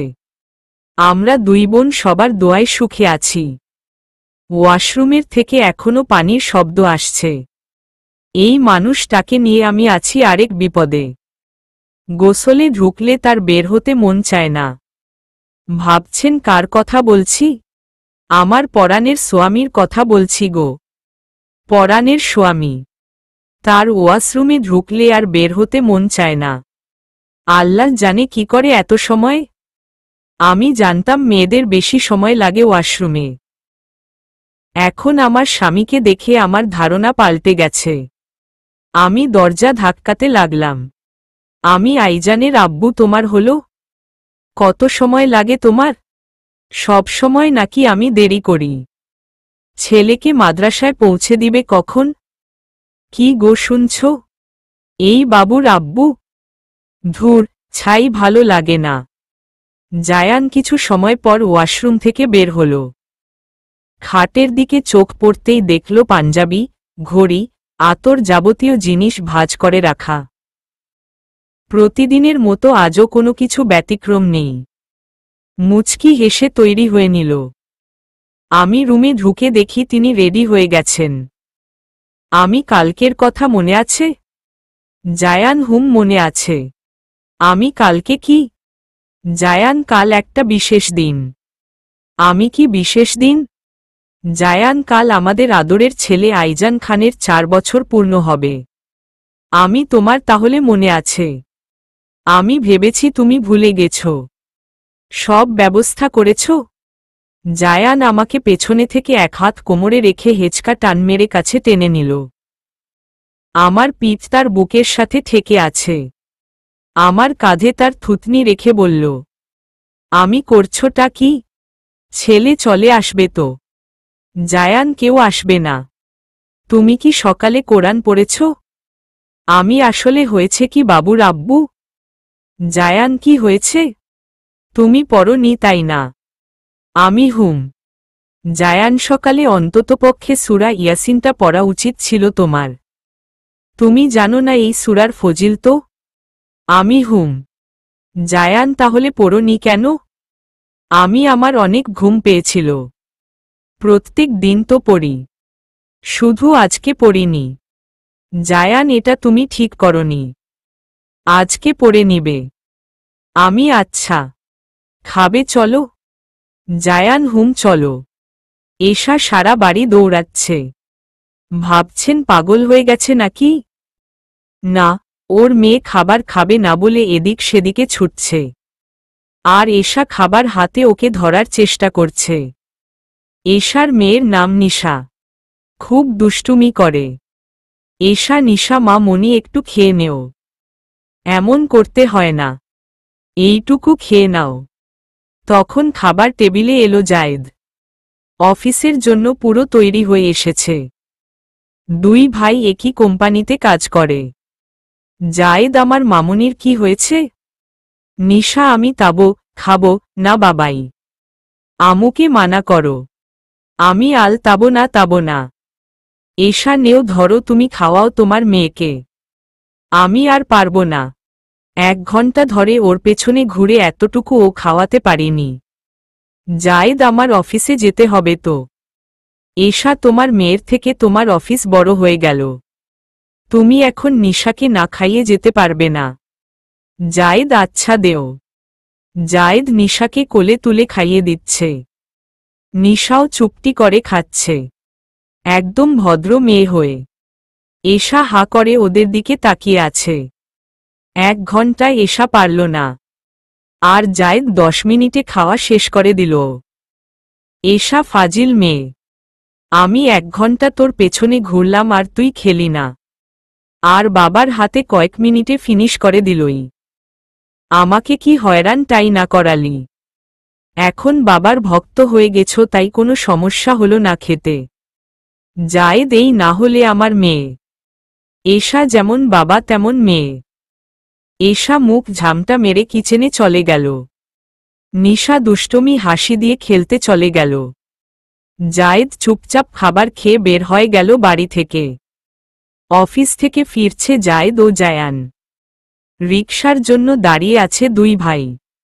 রিটার বান্ধবী পড়শি গাড়ির জন্য দাঁড়িয়ে আছে। ওর বিয়ে হয়ে গেছে, সাথে ছোট একটা বাচ্চা। জায়েদ ও জায়ানকে দেখে পড়শি শকট হয়ে গেল।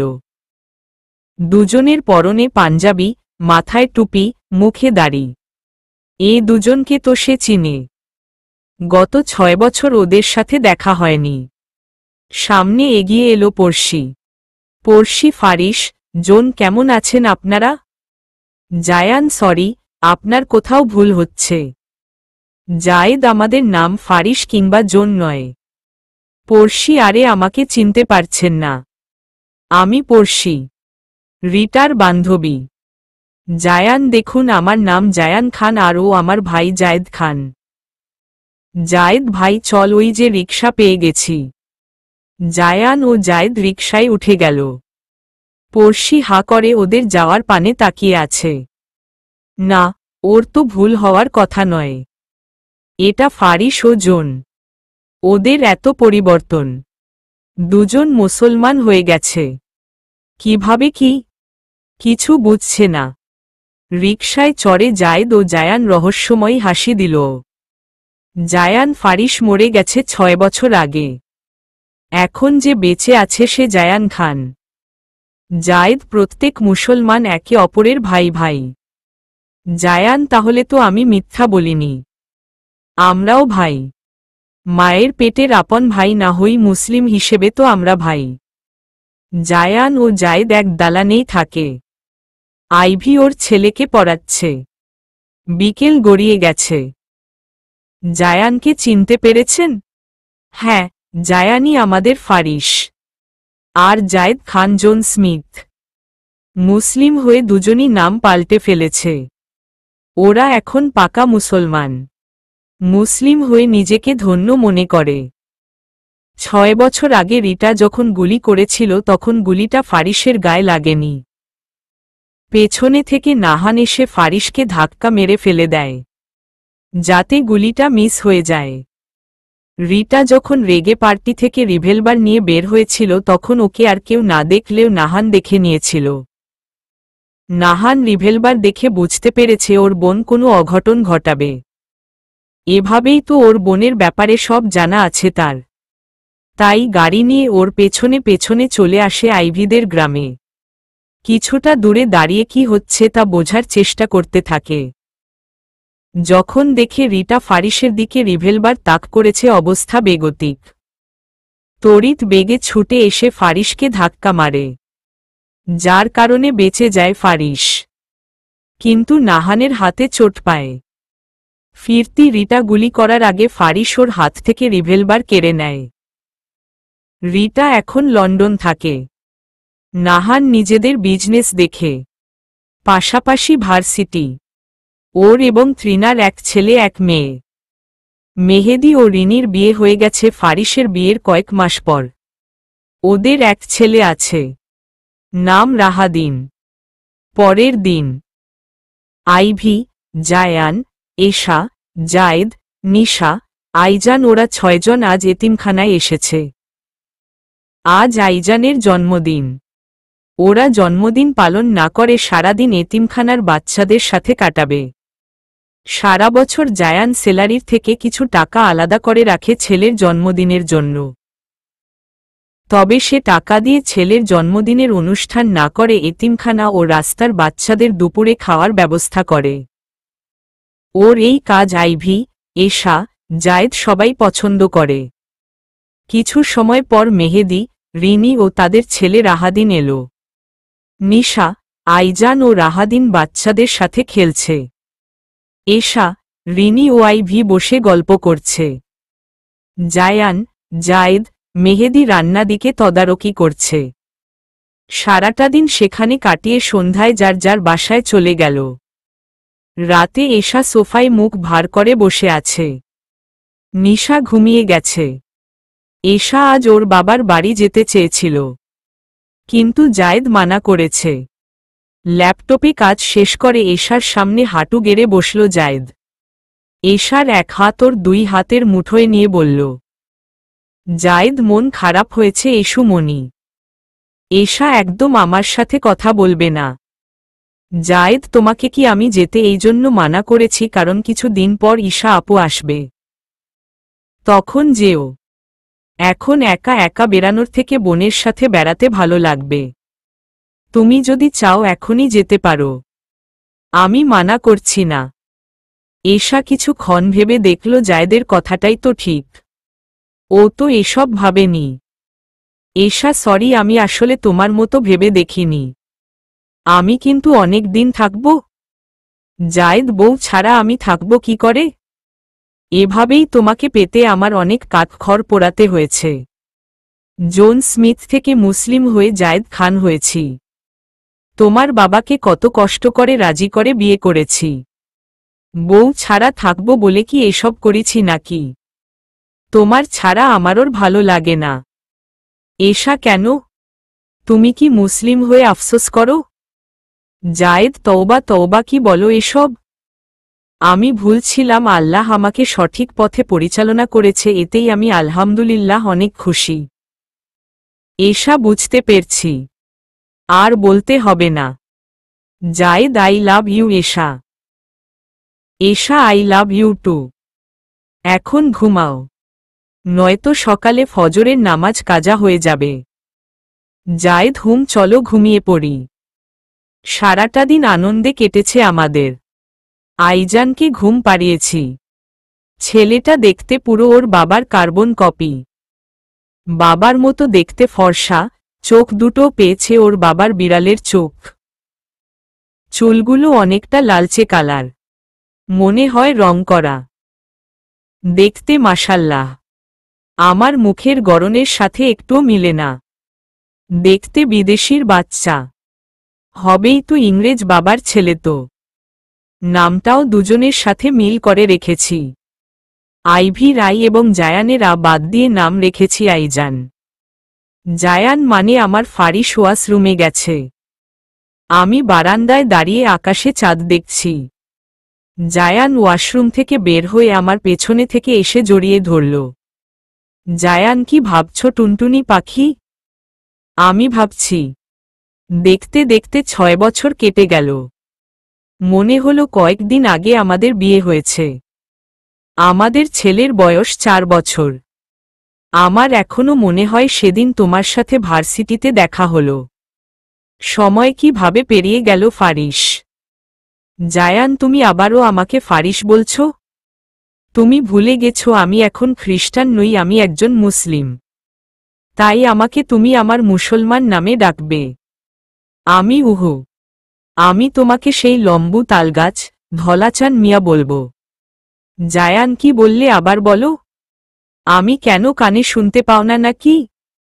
জায়ান হুম খুব পাই। আমি কি বুড়ো হয়ে গেছি নাকি? আমি 2 দিন পর ছেলে বিয়ে করাবে আর এখনো বুড়ো হওনি। জায়ান তাই নাকি? আমার মনটা তো এখনো বুড়ো হয়নি। আমি হয়েছে ঘুমাতে চলো। রাতে তো আবার তাহাজ্জুদের নামাজ পড়তে উঠতে হবে, সে খেয়াল আছে? জায়ান হুম আছে। আমি ছাড়ো তাহলে। জায়ান টুনটুনি পাখি। আমি কি হলো? জায়ান ভালোবাসি।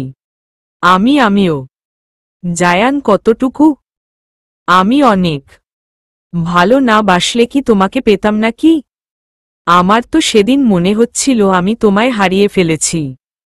সেদিন যদি নাহার না থাকতো তাহলে আমি তোমাকে সারা জীবনের জন্য হারিয়ে ফেলতাম। আচ্ছা, ধরো আমি যদি তোমার জীবন থেকে হারিয়ে যেতাম, তখন কি করতে? জায়ান আমার কপালে ওর কপাল ঠেকিয়ে বলল।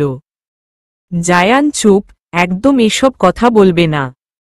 সবসময় মনে রাখবে আমি তোমার ছিলাম, তোমার আছি এবং তোমারই থাকব। তোমাকে কেউ আমার কাছ থেকে আলাদা রাখতে পারবে না। আল্লাহ আমাকে হেদায়েত দিয়ে মুসলিম বানিয়েছে। তুমি আমার জীবনে জান্নাতি হুর হয়ে এসেছ। আমি ভুল পথে ছিলাম, তাই জীবনে তোমাকে আল্লাহ ইসলামের আলো দেখানোর জন্য পাঠিয়েছে। তার জন্য আমি বারবার একটা কথা বলবো, আমার শুধু তুই। সমাপ্ত।